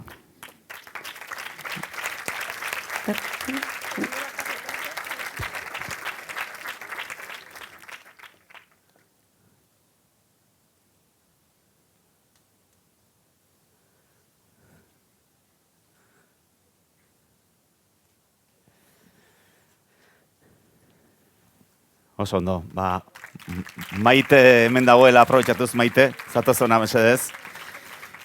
Bigarren diputatu nagusi orde eta zainketako eta gizarte politiketako diputatua pare bat hitzo egin nahi badituzu, Maite, aurrera. Bai, eguerdi on guztioi, lehenik eta behin eskerrak emanez, alkatesari agurtzaneri aukera hau eskaintzeagatik eta konbidatzeagatik eta, agendena arazoak medio, ezin izan dute hasieratik zuekin egotia, baina ez nun aukera hau galdu nahi, ez? Egon gea pixka bat hitz egiten eta 2022an, ez? Egon ginen, momentu hartan bai egon nintzen saio osoan zehar eta oso posgarria izan zen. Eta gaur ere halako argazki bat ikustea eta areto beste hortan ere beteta ikustea posgarria da. Niretzako bereziki eta Foru Aldundiarentzako ere oso garrantzitsua da gaur hemen egotia, azpimarratzeko ze garrantzia duen hemen egiten ari zaretena, hemen egiten ari garena, ez? Eta da garrantzitsua zuentzako, hemen guazeatelako, baina baita ere Gipuzkoar oso denentzako, ez? Eta hori zergatik diot, asko hitz egin da, ez? Arretaren, edo zaintzaren arretaren ereduaren aldaketari buruz, eta hori helburu bezala, nik uste dut, ja gaur egun argi dagola, ez, Gipuzkoan, zaintza eredua eraldatzen ari gehala, ez, eta ja adibide zehatz konkretu asko ditugula eskuartean. Garai hartan, tresna bat diseinatu genuen, martxa jarri genuen, zana agenda 2020-2030, eta arlo guztietan, eta ez bakarrik mendekotasun arloan, eta desgaitasun arloan, inklusio arloan, edo adin txikikoen arloan, eredu berri bat bultzatzea konpromisua hartu genuen. Hortarako nioen bezala agenda martxan jarri genuen, gaur egun urtero 100 milioiko aurrekontua duena, eta ze eredua bultzatu nahi dugu, argi geratu da, ez? Pertsonan oinarritutako eredua, pertsona erdigunean jartzen duen eredua, pertsonen parte hartzea bultzatzen duen eredua, komunitatea bultzatzen duen eredua, berrikuntza ere eta batez ere elkarlana. Elkarlana bultzatzen duen eredua aigea implementatzen, ez? 2022 urtean hemen egon nintzen eta hitz egin genuen zaintza ekosistema zaintza herri lab proiekturi buruz. Eta, bueno, hoi da, zati bat, etxean ematen dugun arreta indartzeko, hobetzeko, tresna bat. Garai hartan, 4 udalerri zeuden hortan. Zaintza herri lab ekosistema proiektu hortan. Gaur egun, tartian, Usurbil. Eta, puntan, ez? Lehenengoa izan zen Pasaia, gero komentatuko dizuet, ebaluazioa badaukagu, ze inpaktua duen ematen ari garen arreta eredua pertsonengan, eta hori oso interesgarria da, eta Usurbil ere punta-puntan, egon da hasieratik. Baina gaur egun 18 udalerri daukagu estrategia honetan. Denok ez dute jorratzen, gauza bera, eta hori guretzako oso aberatsa da. Ez dute jorratzen, kontingentzia, esaten dugu guk, bera, eta leku batzuetan jorratzen da mendekotasuna, beste batzuetan desgaitasuna, eta garrantzitsua da, ze leku bakoitzean ikasten eta maitek ziona desikasten dugun hori guztia besteekin partekatzen degulako. Eta horrela askoz errazagoa da eta askoz eraginkorragoa da ere. Laster bakardadearen estrategiaren eskutikan, adinberrik lideratzen duena, laster sartuko dira 24 udalerri arte. Sariak ere jaso ditugu. Eta, Gipuzkoarra gara, eta, ez dugu asko esaten, baina jaso dugu. Zaintza herri lab estrategia hori, Pasaian hasi zana 2018 urtean, Kia saria quality, bai estatu mailan, bai nazioartean ere saritua izan da. Eta atzo bertan jaso genuen azkeneko saria, Madrilen Zenisen eskutikan. Eta horrek ere badauka, zer esana. Eta harro gaude. Eta horregatik nioen oso garrantzitsua dela, ikustea, ze nolako garapena daukagun hemen, gero gainontzeko lurraldera zabaltzeko. Ebaluazioa badaukagu eskuartean. Unibertsitatearekin egin genuen ebaluazioa, eta segurazki hori modo sume batian hemen nabarituko dezute. Baina ebaluazioa horrek erakutsi diguna da,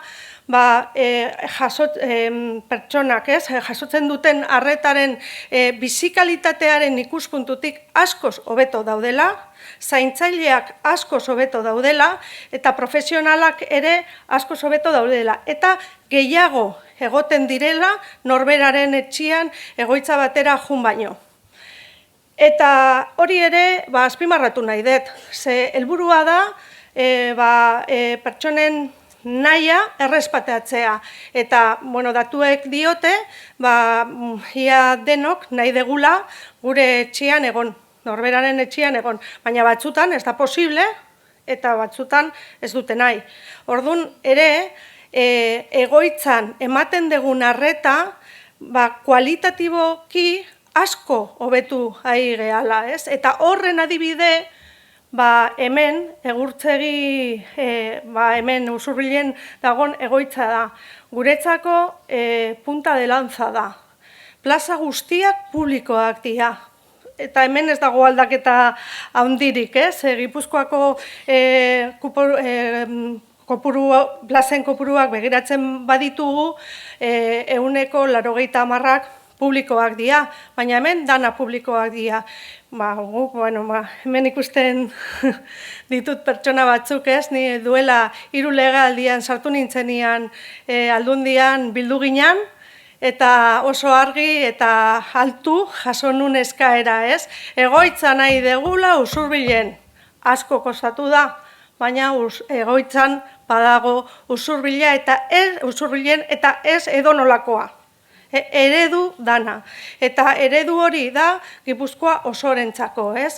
Berriak egiteko, Irunen egiten ari gehan bezala, Elgoibar egiten ari gehan bezala, eta Pasaian egiten ari gehan bezala, hau da, erreferentia, baina gainontzeko guztiak eraldatzeko ere, hemen lantzen ari dana, eredugarria da. Horregatik diot, garrantzitsua dela, hemen ere egiten ari zaretena. Ez da erraza izango, oztopo asko eta ondiak egongo dira, baina sinistuta nago, bidea topatu degula. Eta aurrera iteko bi kontu behar dira. Alde batetik, dirua, inbertsioa, ze bestela, eta urtero 2,5 milioi ditugu bideratuta halako proiektuak bultzatzeko, eta bestela borondatea.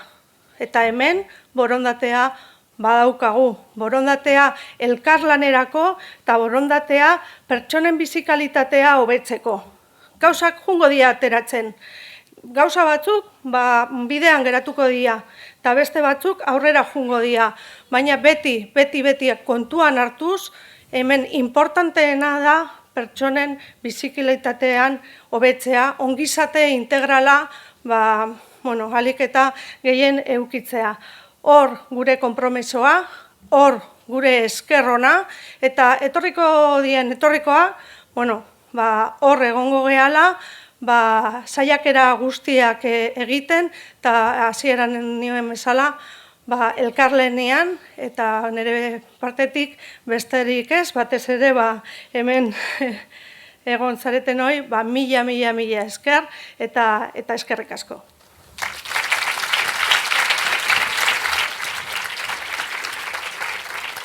Ederki, eskerrik asko zuri ere Maite, eta premioren bat ematen badigute gu prest, oso altu esateko, ez daukagu bateo problemik, Gipuzkoarrak izan dare. Azken txampan sartuta, guazen holtzau pixkat berotzera, mesedez igo daitezela ona, Elena Rikondo, Juanjo Allur da Izaskunde Miguel, Jaira Rivero, Matxina Ierbe, Ofelia Rodríguez, Aritz Rekondo, Helen Etxebarria, Prexen Egileta, Lina Rincón, eta Jule Mengoetxea eta Aitzol Mendiburu. Torri, sedez. Herri zaintzailea arela, garbi geratu da, eta pixka bat helburu horrekin proiektu desberdina daude, ez gara asko luzatuko, baina proiektu batzuk behintzat aurkeztu nahi dizkizuegu, batzuk ezagutzen dituzu, baina kanpotik eta zatozten antzata. Eta horretarako, eskenatoki honetan daude, eragile oso desberdinak. Goazen, Juan Jorekin da eta Izaskun de Miguelekin astera, Hurbilagoko bihotzetako bat da Juanjo Allur, Siadeko ikerketa elkarteko partaide eta teknikaria ere bai, egunon, Juanjo? Egunon. Bi hitzetan, Hurbilago, nola esplikatuko zeniek zer dan Hurbilago? Ez dakitenek barkatu. Hurbilago merkatari eta ostaldarien elkartea. Ederki, baina ekimen desente iten ari zarete, ez? Nola, ze hausnarketa egin duzu zaintzaren buelta hontan edo zuek? Hurbilagotik ikusi duguna da, herri zaintzailearen herri proiektu honetan, herriko merkatari eta ostalariek ere beren ekarpentsoa egiten dutela, ezta? Egiten dugula. Tokiko merkataritzak, auzoan, herrigunean bertan erosteak, normalean dakarrena da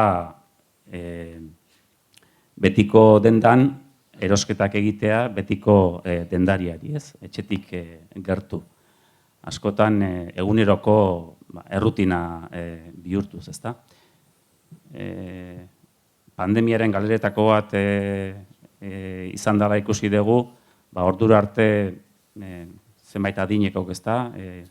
Txirrik itxarraka, baino egunero ogia erosteko baldin bada ere, etxetik irten, erosketa egin, pandemiaren itxialdiarekin, geldialdia etxean, eta errutina horiek, eguneroko errutina horiek, berreskuratzera ez ziren hainbat bueltatu, ezta? Orduan, galera bat da hori. Motibo bat etxetik ateratzeko, erosketa egiteko, prestatu, joan etorri, ibilian, erosketa egin, harreman du, merkatariarekin, auzokoarekin, tertuleritxo baldin badago, funtzio importanteak dira horiek, eta konfiantzazko harremanak ere sortzen dira, eta merkatariek ikusten dutena da, konfiantzazko harreman horiek sortzen direnean, harreman horiek ez direla bakarrik ogia erosteko edo salerosketa txikiak egiteko, baizik eta herritar batzuk beraien beharrak zein diren ere partekatzen dutela dendariekin, eta dendariek informazio asko dute, eta erantzukizun bat eta behar bat ere sentitzen dute olako egoeren aurrean. Informazioa esaten dudanean ez bezeroei fidelizazio txartela edo travel txartela eskatzen delako, herriko denda txikietan erosketak egiten dituzten herritarren eta bezeroen erosketa ohituren informazioa ez dago lainoan, ez dago zerbitzarietan, ez du adimen artifizialak prozesatzen, baina merkatariek informazio asko daukate eta beraiek prozesatzen dute badakitelako bezero bakoitzaren erosketa ohiturak zein diren, zenbatero datozen erosketak egitera, normalean zer erosten duten, eta hor, portaera horietan zerbait aldatzen baldin bada, eta ikusten baldin badute nolabait jokabide arraroak edo ez normalak daudela, baldin badakite bezero baten osasunak atzera egindula nabarmen, hor kezkak sortzen hasten dira baita dendarien artean ere, ezta. Orduan, zer egin olako egoera baten aurrean? Zerbait egin, ez egin, familiarekin harremanetan jarri, ez jarri, eta gaizki hartzen baldin badute, bezeroak zaindu egin behar dira, ezin du inork haserretu, eta horregatik olako egoeren aurrean zer egin, horren aurrean oso ondo etorri zaio hurbileko merkatari eta ostalarien elkarteari eta usurbiliko merkatari eta ostalariei merkatari zaintzaileak programa hau. Udal gizarte zerbitzuetatik aukera hau eskaini izanean eta lantalde voluntarioko kideek ere horren berri eman zigutenean soluzio bezala ikusi zen, ez? Zer egin olako egoera baten aurrean?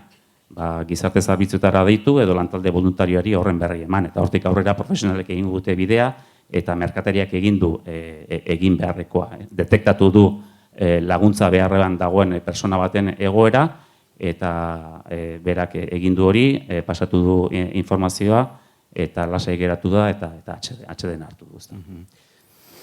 Zondo, Jonjo, eskerrik asko. Izaskun, Miguel, egunon. Altxaburua? Egunon, altxaburua, bai. Zer da altxaburua? Bueno, niri tokatu zait pixka bat gazten alorra, bai. Orduan, Udarragiko guraso elkartean, lantalde bat sortu genuen, 2021ko udaberrian, gaur egun altxaburua Usurbil izena duena, bai. Lau helburu ditu, gure seme-alabei interneterako sarrera duten gailuak ematea atzeratzea, eskolak telefono mugikorrik gabeko arnasgune bihurtzea, hezkuntzaren digitalizazio osasuntsu libre eta evidentzietan oinarritutakoaren alde egitea, eta azkena, helduak eta seme-alabak erabilera egokian trebatzea. Familiako erabileran eredu izan eta kontzientzia saretzea. Helburu hauek muinean dute gure seme-alaben zaintza. Bai, osasun mentala zaintzea dugu hautua. Guzti honen zentratu gara batez ere, LH maila bukatzen dutenean, gure ikasleak, lehen smartphonea edo ez jasotzeko autua egin genuen, bai? Pandemia garaian konturatu ginen, LH6 bukatu eta alatori, bai? Gaina opari bezala, eta smartphone bat ematea ez da inoiz opari bat izan behar. Orduan, 80% jasotzen zuen mugikorra hau, eta azkeneko 4 urte hauek pasa ostean, 20% jaitsi da. Beraz, oso posi gaude gaiarekin. Lortu dugu Usurbilen urte bete eta urte eta erdi atzeratzea, mugikorre hauek ematea. Demora guztian ari naiz mugikorrak ez Nokia botoianenak, baizik eta inteligenteak. Orduan ez da bide erraza izan, eta udalari eskerrak eman nahi dizkiogu, hasieratik proiektuan sinestu eta lagundu digulako, bai? Miren Rosen bitartez izan dugu formazioa, ikaslei LH5 eta DBH bitartean, eta gurasoak ere jaso dugu. Eta hemen, merkatariak ere lagungarri izan zaizkigu. Aur batek telefono dei bat egin behar baldin badu, beti dazkagu dendariak bertan, beraz, eskerrik asko. Formakuntzarekin batera, hainbat tailer antolatu izan ditugu, eta hurrengo asteazkenean daukagu, bertan, pantailen erabileraren kezken inguruan ibiliko gera, hizketan, bakoitzak baire familian zer lortu duen, eta bata besteari laguntzen, eta gero egindako launa hurrengo belaunaldietara pasa nahi dugu, bai, ez galtzeko.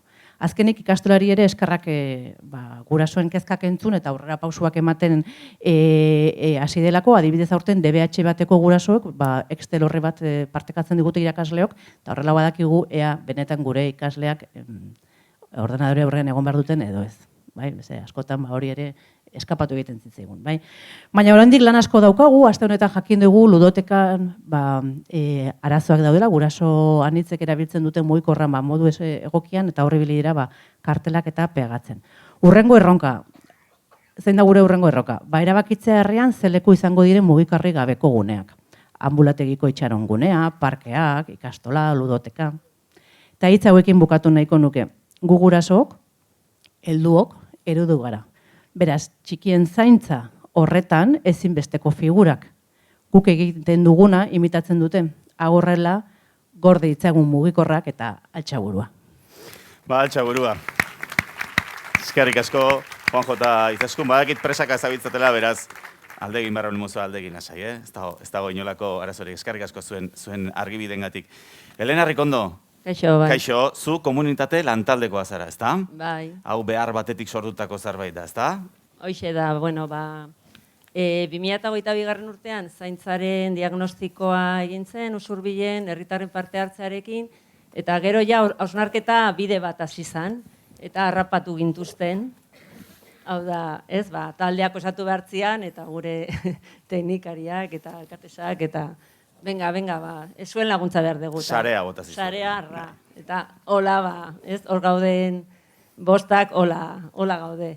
Hola, hasti izan, baina nik uste sare hori bota inbar dela, ez? Eta niretzat, gauza asko hitz egin dira, baina gu izan gera, eta gera pixkat herrian entzuten ari garena, begirada ere saiatzen ari gera aldatzen, eta gero, Maider teknikariarekin hilero elkartzen gera, eta guk, herrian ikusten deguna eta sentitzen deguna, Maiderri helarazten diegu, ez? Orduan, guretzat erosoa da egiten duguna, lana, baina erosoa da.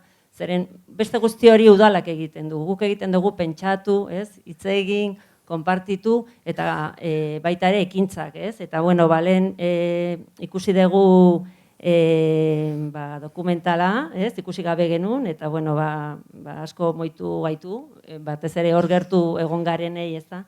Eta baita ere, hausnarketa bat egin genuen, izan zana, gu bostak, lauak hor gaudenak, zer geran bakoitza, eta ez da kasualidadea denak egon gehala gaztetatik bolondrez taldeetan, batzuk ere jubilatu dira eta jarraitzen dute bolondrez lan hori egiten, orduan pixkan nola lortu sensibilidadea, herrian, konturatzeko zaintzaren gaia, ze garrantzi daukan, eta pixkat erronka eta modura ere ikusten dugu bolondrez zorro bat sortu nahi degula, hori da Maiderrekin eta udaletxekin batera egingo duguna, baina jakin behar dugu eskatu jendeari eta zenba denbora eskatu, eta hori oso argi daukagu gure gizartean, hori kontra dijoala gure bizitzarekin, orduan, kontraesaen hortan, behar dugu jendia konbentzitu, baina denbora gutxi eskatu behar zaio, baina eraginkorra.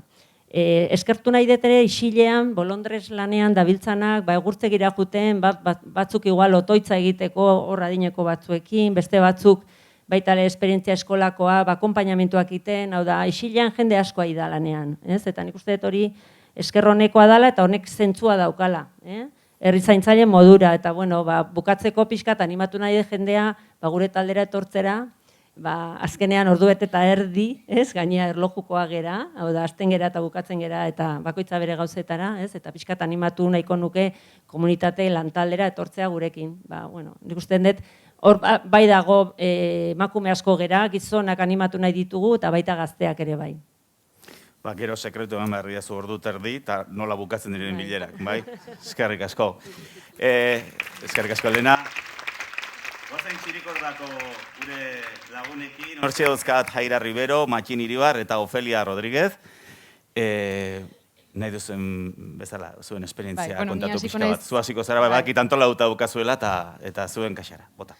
Bueno, nik esplikatuko dut pixka zerran Txirikorda, ez igual jende askok ez daki. Da etxe komunitario bat, 10 etxe bizitza daude gaztiekin beteta, eta 6 etxe bizitza 3. Adineko pertsonekin.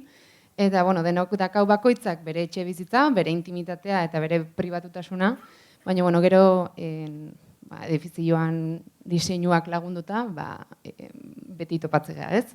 Hortara bideratzea gaitu. Gero espazio komuna dazkaure bai, labadoran zona bat, hor beti ikuste gehala eta beti jartzeitugula labadorak batera. Dakau soziade bat beran bai denon artean organizatze deuna, eta gero, sala txiki bat beran, zineforumak eta iteko.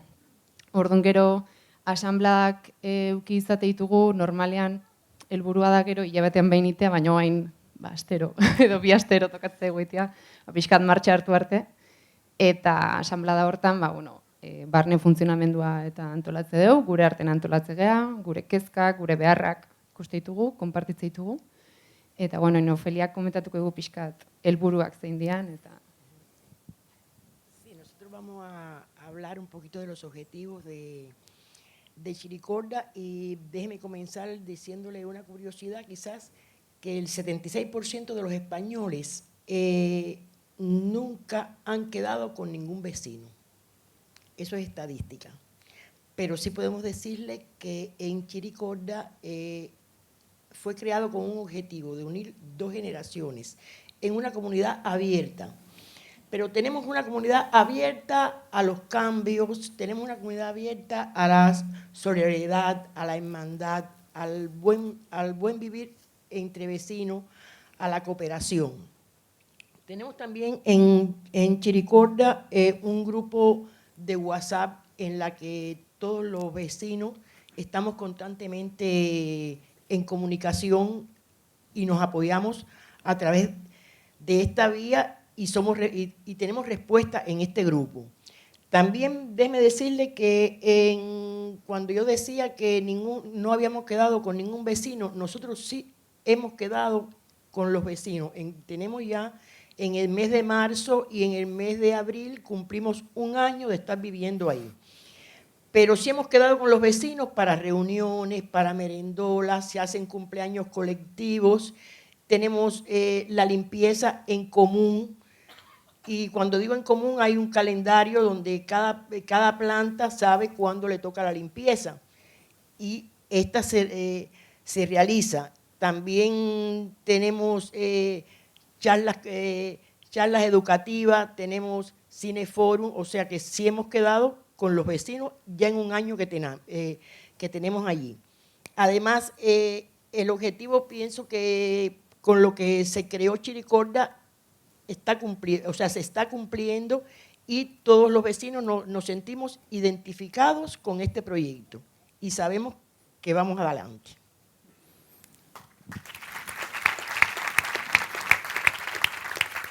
Bueno, Aira eta Ofeliak oso ondo adierazioen bezala, Txirikordan proiektua martxa hartzen nahi da, martxa hartu du, urtebete damakigu bertan. Baina ikuste genuen baita ere beharrezkoa zela bizitza kolektibo komunitario bat martxan jartzeko pixka bat hori ere antolatzea eta pixka bat filosofia baten bitartez ere hori praktikan jartzea. Hortako pentsatu genuen, udaletikan proposamen iritsi zitzaigun, hasiera batetikan nola zeon pentsatuta. Denbora banku filosofia bidez egingo gendula lana bertan. Zertan datza denbora bankuak, bada norberak bere realidadetik eta ezagutzatik ikuspen kolektibo bat emanaz bere aletxoa jartzean. Bizilagun guztik izango deu aletxo batzuk jartzeko bete beharra, hilabetero, eta aletxo horiek jartzea izango ditugu 2 eratara. 2 eratara esate detenean, bi komunidade ikuste ditugulako Txirikordatikan. Bat, barrun bizitzen gauden non komunidadea eta gero herritarrak eta herritikan kanpo ere dagoen komunidadea. nola aldegu aletxua eman?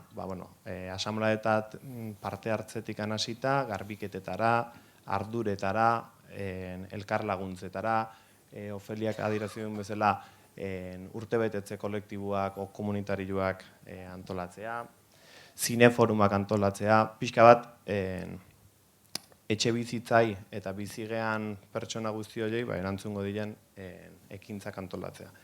Eta beste alde batetik pixka bat ikuste egon duen baita ere, proiektu komunitario kolektiboa dan momentutik ere, importantzia zala, pixka bat proiektu ere kanpora plazaratzea. Bai Txirikorda dagoen auzoguneko auzokidiekin, bai herritarrekin eta bai herritikan kanpo ere proiektuan interesatuta dagoen jendiakin, pixka bat proiektuan nondikan norakoak azalduz eta horietan lagunduz edo gure aletxua jarri aldan neurrin.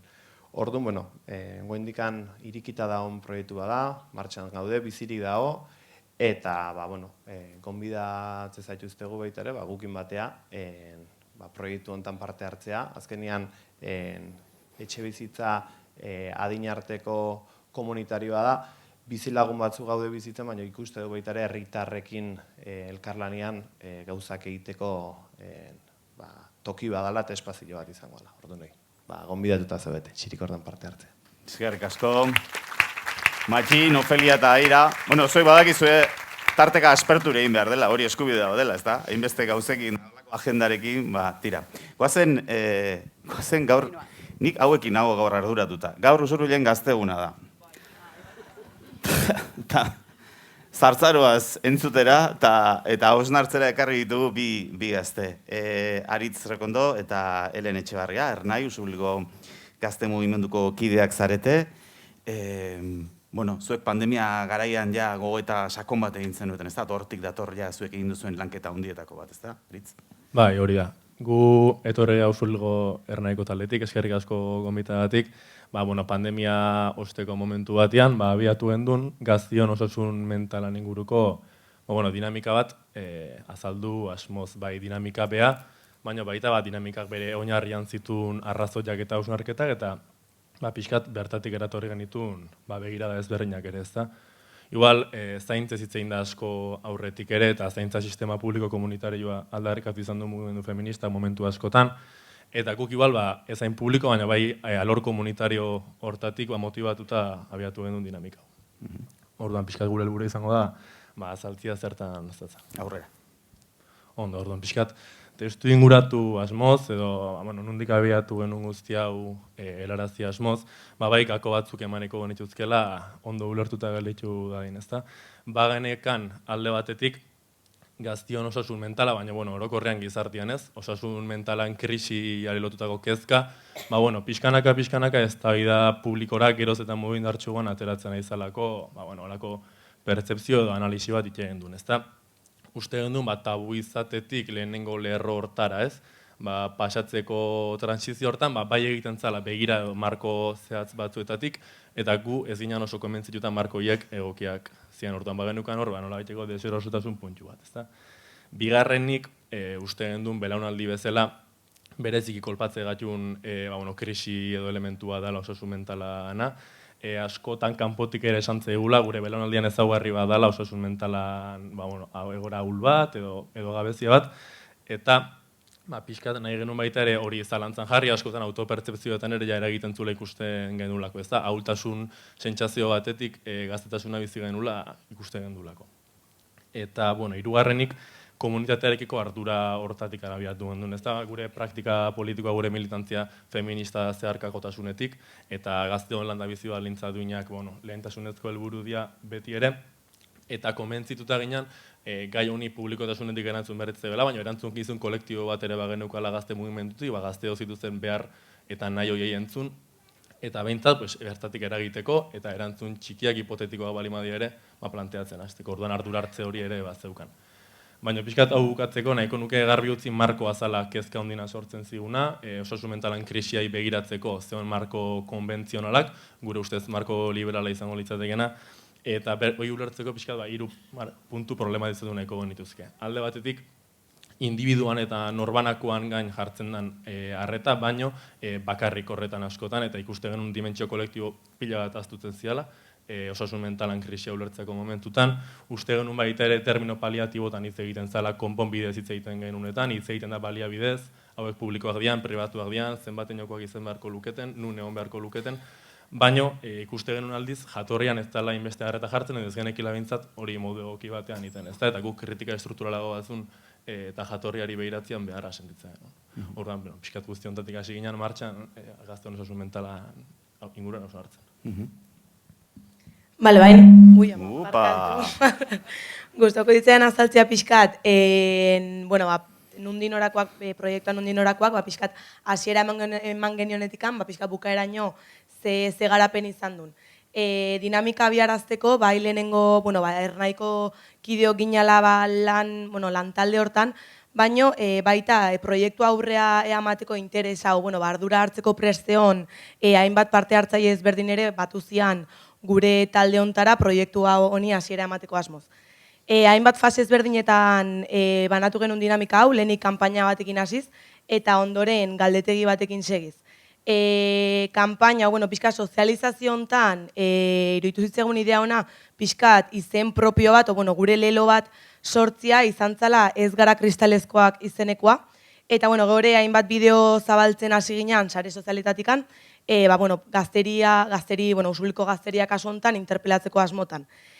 Bai kontuatu ginela, moskeo kanpaina abiatutakoa, eta pixkat lelo honek nahikotxo funtzionatu zigula, eta bai izan ginela gai jende ezberdinan gana iritsi, eta talde hortan ez ginen jendiaz gain, gazte ezberdinen gana bai iritsi ginela, eta bai sortu genula jakin min o interes espezial eman gaztiengan proiektuakiko.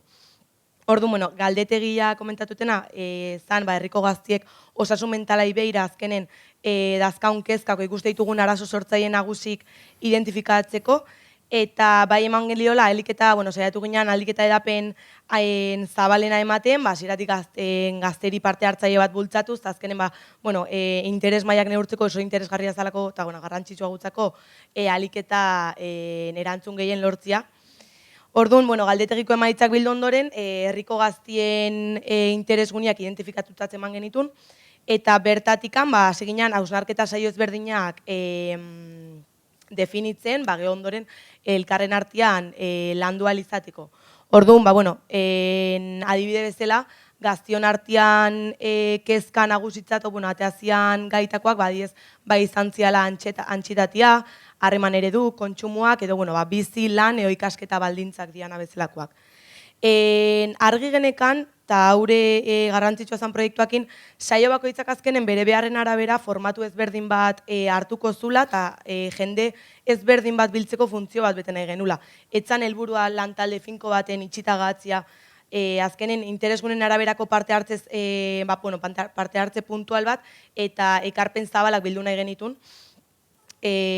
Formatu eta zitze egiten nahi nahi esateako sexualitatea lantzeko apustuen genunen, bai erabaki genula saio ez misto batzutan izango ziala lanketak, justo honekin nabaritze genulako igual, modu seguro intimo batian lantzeko biharra eskatze zigula. Baina bestetikan harreman ereduk lantzeko erabaki genunen, hor bai izan zala diez, formatu misto baten, nun denak ibili ginen elkarrekin hausnartzen. Orduan, saioak iten jungeala, hausnarketa ezberdinak biltzen junala, bai gauza askotaz kontuatu gehala, baina asko esateakin, adibidez oso baliagarria iruditzegun gauza bat izan zen, pixkat kontuatzea eta perspektiba aldetikan, aritzek komentatu dunakin batea, ikustia, zure bibentzik igual partegatzen izan momentun, zure arazuen kausa partekatuak izan ditzakezula ondokoakin, pixkat jatorri komun batetikan etor daitezkela arazo horiek, eta bai izan zala oso interesgarria ikustia denok batean olazte ginen igual arazoien errua benetan identifikatzen. Batez ere bai, esateunen, norbeak arazo bat dakala notatzen unean askotan igual joera norbere arazo gauza individual eta propio bat bezala ulertzen dela, eta oso interesgarria izan da pixkat honekin balio izan digulako atiak irikitzia osasun mentalan problematikai, pixkat beste perspektiba batetik behiratu eta bare bai arazoak modu diferente baten ulertzen hasteko. Orduan, bueno, ja bukatzen juteko saioetan bildutako ideia hauekin eta gure betiko, bueno, bi urtetako zea bat izan da, prozesu bat, bi urtetan eman duen dinamika bat. Orduan hasieran bai finkatu genula helburu bat, non bukaeran Usurbilko gaztion osasun psikosozialan diagnosia eta dena biltzezun txosten bat nahi genunin, azkenen, gauzak aldatzen dijuteia eta ez gea iritsi txosten horitea, baina bai definitu deula gure marko teoriko propio bat. Honekin azkenen, hainbat bilerata geho marko teoriko hau finkatuta bai zabaldu genula sare sozialetatik eta irakurketa modun de bai, baina proiektu orduan bai izan dela gutzeko baliogarria marko hau sortzeko eta batez hausnarketa oso ezberdinetatik elikauta, eta lehen aipatuten bezala osasun mentalan problematikai beste perspektiba batetik behiratzeko aukera izan deulako. Orduan, modu kolektibo baten hausnarketak partekatzia izan dela esango dugu, esate dugu bintzat punto klabeo izan dela proiektuakin, eta begira komunitarioa nagusitzaren bila zea hortan, proiektuak azkenen bai izan dula zer esan handia. Orduan, askarraten bukatzeko uste asko luzatu behala. Bueno, energia, gaztetasuna, bagizue. Hoixe da, daukana. Aldeituko gugu. Sin más, labur biltzeko igual, gako formatuan ondorio batzuk ez, aipatu duen guzti honetatik. Alde batetik, klabe izan duzala ez, marko liberal bat genukala identifikatzetik marko komunitario batean pentsatzen hasi, eta gure hausnarketa espazio kolektibo horietan horrek zer egin zeukan ikustia, zaintzaren dimentsio kolektiboek nola baitere jaben kontzientzia hartze batetik hausnarketa espazio horiek nora eraldatzen zituzten ikusi eta konturatzia. Orduan, ni eta nire arazoetaz hitzeiten hasi eta gu eta gure arazoetaz hitzeitea pasatzia.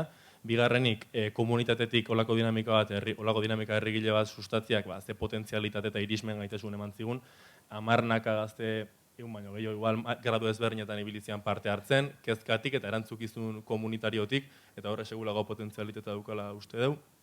Eta hirugarrenik, uste du benetan lortu genula, gazteon osasun mental egoera txarroren, ikuskera esentzialista hori edo berezkotasunekin lotutako ikuskera hori, pixkatxo bat zalantzan jarri, eta errora jo, kritika estrukturalago batzukin, eta gazterian ere marko berri hori sozializatzia. Orduan pixkan egin genuen abizatea, gazteok ere herri zaintzailetago norabidean, gure ondarralia jartzeko daukan, konpromezu horren erakusgarri. Eta eskartua dago gainera, eskarrik asko. Ondo pasa, gazteunean. Gazte sentitzen garenok etxoko txiki bat izango dugu? Bai, ez da? Venga, perfecto. Guazen hartu eman eta hitz egitera, hitzak berak dioen moduan, ez da? Bai, zue biok, bai, presidenetan, Lina. Zuen txanda, hitzak berak dioen bezala, eta kanpotik datorren jendeari nola baiteko goxotasunez herria erakustea eta Usurbil zer den erakustea da hartu eman, ez da? Kontatu zure esperientzia, presiden, zu Usurbildara zara, ez dakienarentzat, eta Lina da kanpotik etorri zena, ez da? Bueno, gu hemen kontatuko dugu gure esperientzia eta nola bizigea gu proiektu hau. Eta erderaz itzingoet, zaiagoa izten zait, eta beti jakin erderaz itzein dut. Nahi duzu mazera. Bueno, pues es un proyecto que nos han juntado una persona de Usurbil de siempre con una persona que ha venido de fuera. Y han hecho como parejas, ¿no? Entonces, más o menos éramos como 10 parejas o 12 parejas. El compromiso que cogemos es de una vez a la semana o cada 15 días, una vez al menos, juntarnos y aunque sea tomar un café o lo que sea. Y nosotras pues decidimos, pues vamos a dar una vuelta por Usurbil, pues para conocer un poco el pueblo. Luego nos juntamos los martes, solíamos ir a Guasen Calera, que suele ser visitas pues, a Zubieta, a Guinaga, y íbamos con más gente. Y luego es que ya un martes que yo no podía ir, me decía, no te preocupes, Presen, que ya voy, me he quedado ya con Amaya, o sea, era ya la integración, o sea, poco a poco cómo iba integrándose. Y luego también es muy importante enseñarles el pueblo, pero para mí mucho más importante es integrarles en el pueblo. Cuando vas con ella por la calle y la gente de Usurbil, como a mí o a cualquiera de Usurbil, les ven conmigo, ya es que les vemos con otros ojos. es, uy, pues, ¿quién? Ah, pues esta es Lina, no sé qué, les presentan y ya es, ¿ven? Ya has conocido un montón de gente, ya vamos, es muy bonito, es una situación, porque yo también, o sea, le he dado, pero ella me ha dado un montón, es como muy recíproco, porque ella me enseña cómo ha pasado su vida, es todo. Luego tiene un niño pequeño, que ahora tiene 4 añitos, y solíamos ir a las 12:30 a recoger la Icastola y los guras, los aitachos, las amachos también, pues ya nos veían juntas. Es muy bonito, de verdad, el proyecto. A mí me parece precioso. Luego eran entre las 12 parejas que hemos hecho, 12 más o menos, hicimos en junio como una farimerienda y, o sea, imaginaros, había 10 países en esa mesa. Cada uno traía su comida, sus vivencias, era algo, qué riqueza había alrededor de esa mesa. Era muy, muy bonito. Y luego, pues, yo creo que es un proyecto que debería de seguir, que espero que siga mucho tiempo más y que, de verdad, lo digo, merece muchísimo la pena. Eskerrik asko, presen. Lina, menudo aterrizaje, ¿eh? Qué ojo tuviste al elegir Usurbil, ¿eh? Ah, no. Bueno, yo vengo de Colombia, va a ser unos 2 años que estoy acá en Usurbil. Para mí ese proyecto la verdad fue una gran oportunidad porque se dio, digamos, pocos meses después de que había llegado. Entonces, digamos, fue como el cambio y ya luego el tiempo que mi niño entró al colegio se fue viendo mucho más difícil la integración, más por el idioma. Entonces, ya ver el proyecto del ayuntamiento, pues me inscribí y de ahí pues tuve la gran oportunidad de conocer a Present. Ya pues desde ese momento ha sido un apoyo para nosotros. Comenzamos a conocer más el pueblo, a salir a caminar, hacíamos planes con el niño también en el parque. Entonces fue una posibilidad para conocer muchas más personas de Usurbil, conocer sus costumbres, ir aprendiendo, porque aún sigo aprendiendo más cosas. Entonces, digamos que ha sido un proyecto que nos ha acogido, una forma de acogernos, porque pues para nadie es un secreto que la migración es un tema muy difícil, son cambios que uno toma de un día para otro. Entonces, el cambio de, digamos, las costumbres, el idioma, el cómo se tratan ustedes, la forma de trabajo es muy diferente a nosotros. Entonces, digamos que ha sido 2 años de mucho aprendizaje y pues de agradecimiento también con ustedes. Entonces, pues invito a las personas que llegan a Usurbil que se acojan a este tipo de proyectos que presenta el ayuntamiento. Eskerrik asko, eta eskerrik asko Presen zuri ere momentu zailak ari zarete familian bizitzen da. Gaur konpromiso hartuta zenukan da ez duzu txik egin, benetan eskertzen dizugu. Ia ba, antxe, ilunpetan jarri zaizkigu mazkeneko gure bi lagunak, Aitzol Mendiburu eta Julen Bengoetxea dira, hoie biak, Zabalduz Kooperatibako kideak. Nahi duzuenean? Eguerdi on denoi. Aitzolek eta Bilok Urbilduz proiektua jarriko dugu martxan Usurbilen. Eta hartatuko ditugun pertsona dira bakardade egoera euskorrian dauden adinekuak. Eta lehenengo nahi nun esan, proiektu hau implementatzean beharra ateratzen dela pixkat, Usurbilen talde ezberdinekin dako hausnarketa prozesuei esker, zaintza eredu publiko komunitarioan eredua ibeira, eta gure gure lan hildotako bat da, komunitatean, zaintza eredu honen komunitate arlo hortan lan egitea besteak beste. Esan dugun bezala, hartatuko ditugun pertsonak dira bakardade egoera euskorrian dauden adinekuak, bakardade egoera ez aukeratua edo esango dugu. Eta helburua da komunitatean harremanak sustatuz pertsona hauen ongizatea eta autonomia hobetzea. Esan dugun bezala baita ere, bi lan hildo dazkau nagusiki, bat da pertsonei zuzendutakoa, izango ala eskuhartze profesional bat eskainiko zaie. Lehenengo gerturatuko ga pertsona hauen gana, harreman bat sortuko dugu, konfiantzazkoa, behaien errutina, gustuak eta bar ezautuko ditugu. Eta jungo geha, gustu hauek eta hauek dana kontun hartuta, komunitatea jungo geha harremanak sortzea, ezta? Eta era berian, komunitatea ibeira, lan arloak izango litzazke, bakardadean inguruko sentsibilizazioak itia, pixkat pertsona hauen beharrak kontutan eukitzia, zaintzen betaurrekuk jantzita izatia, eta bar. Eta, bueno, pixkat norabidea izango litzake, pues, pertsona, komunitate, pertsona. Eta, bueno, nola identifikatu pertsona hauek, egila da, modu preventibo batik nahi deura lan hain, hau da, pertsona bakarra degoerara iritsi baino lehen esku hartu nahi deu. Orduan, bueno, ez da erresa, ez da, pertsona hauen identifikazioa itia. Orduan, bueno, alde batetikan gizarte zerbitzutan dakago implementatuta sistema informatiko bat, bertan emateigu informazio pixkat pertsonen ingurun, ez da, eta honek emateigu lehenengo, bueno, pertsonen gana hurbiltzeko lehenengo pausuak, ez da.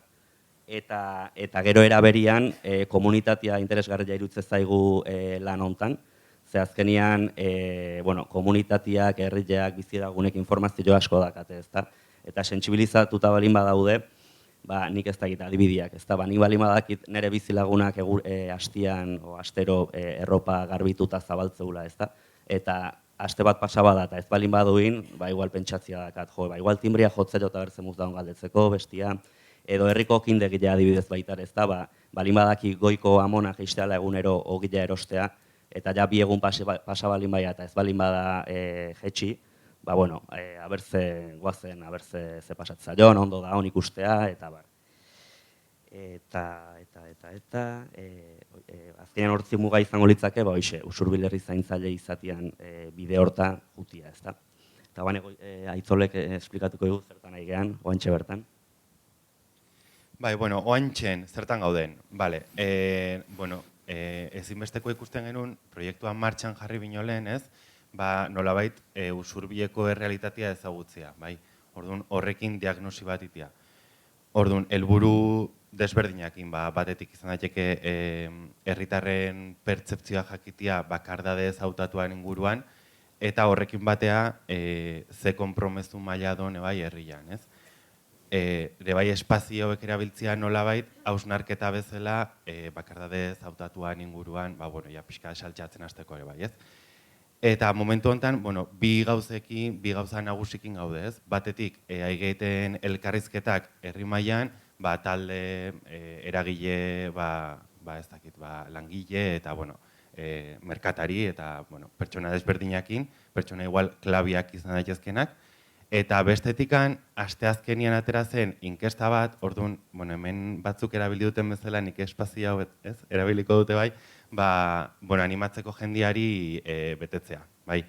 Hau atera da, asteazkenian atera zen Udalberri aldizkariakin batea, orduan, indezakezute bete fisikoki, eta gero hor ateratzen dare bai non posible dituzuten bota. Herri mailan utzi ditugu hainbat kutsatxo, eta hor botzeko aukera dakazute, ere bai QR badakazute hor zehatzeko, argazki batea eta betetzeko, eta hauxe da, bai. Orduan nahi baldin mazute honei eman eta betetzeko aukera do. Eta gero sozialetan eta hori bai zabaltzen nahi, orduan, aprobetxatzen dut espazio hau Usurbilder asko daudela, animatzeko inkesta betetzea, hoxe. Zondo, eskerrik asko. Beste zerbait inork gehitu nahi duzu edo konforme eta lasa egatu zeate? Gure bai. Ze politagorik holaxe bukatzea baino, ez da? Gaur mezu bat entzun duzu hemen askotan, alegia hau ez dela erakunden kontua bakarrik, denon kontua dela, eta adibidea da, Usurbil bide horretan doala. Eta denok esaten dugunean da, denok, hemen dauden hauek, eta zuek denok ere bai. Beraz, eskerrik asko, gaur etortzeagatik eta azkeneko gauza bat, gauzatxo batekin bukatu nahiko nuke esanez, txikitik gauza handiak egin litezkela. Beraz, horrekin geratzen gara. Eskerrik asko eta beste bat arte.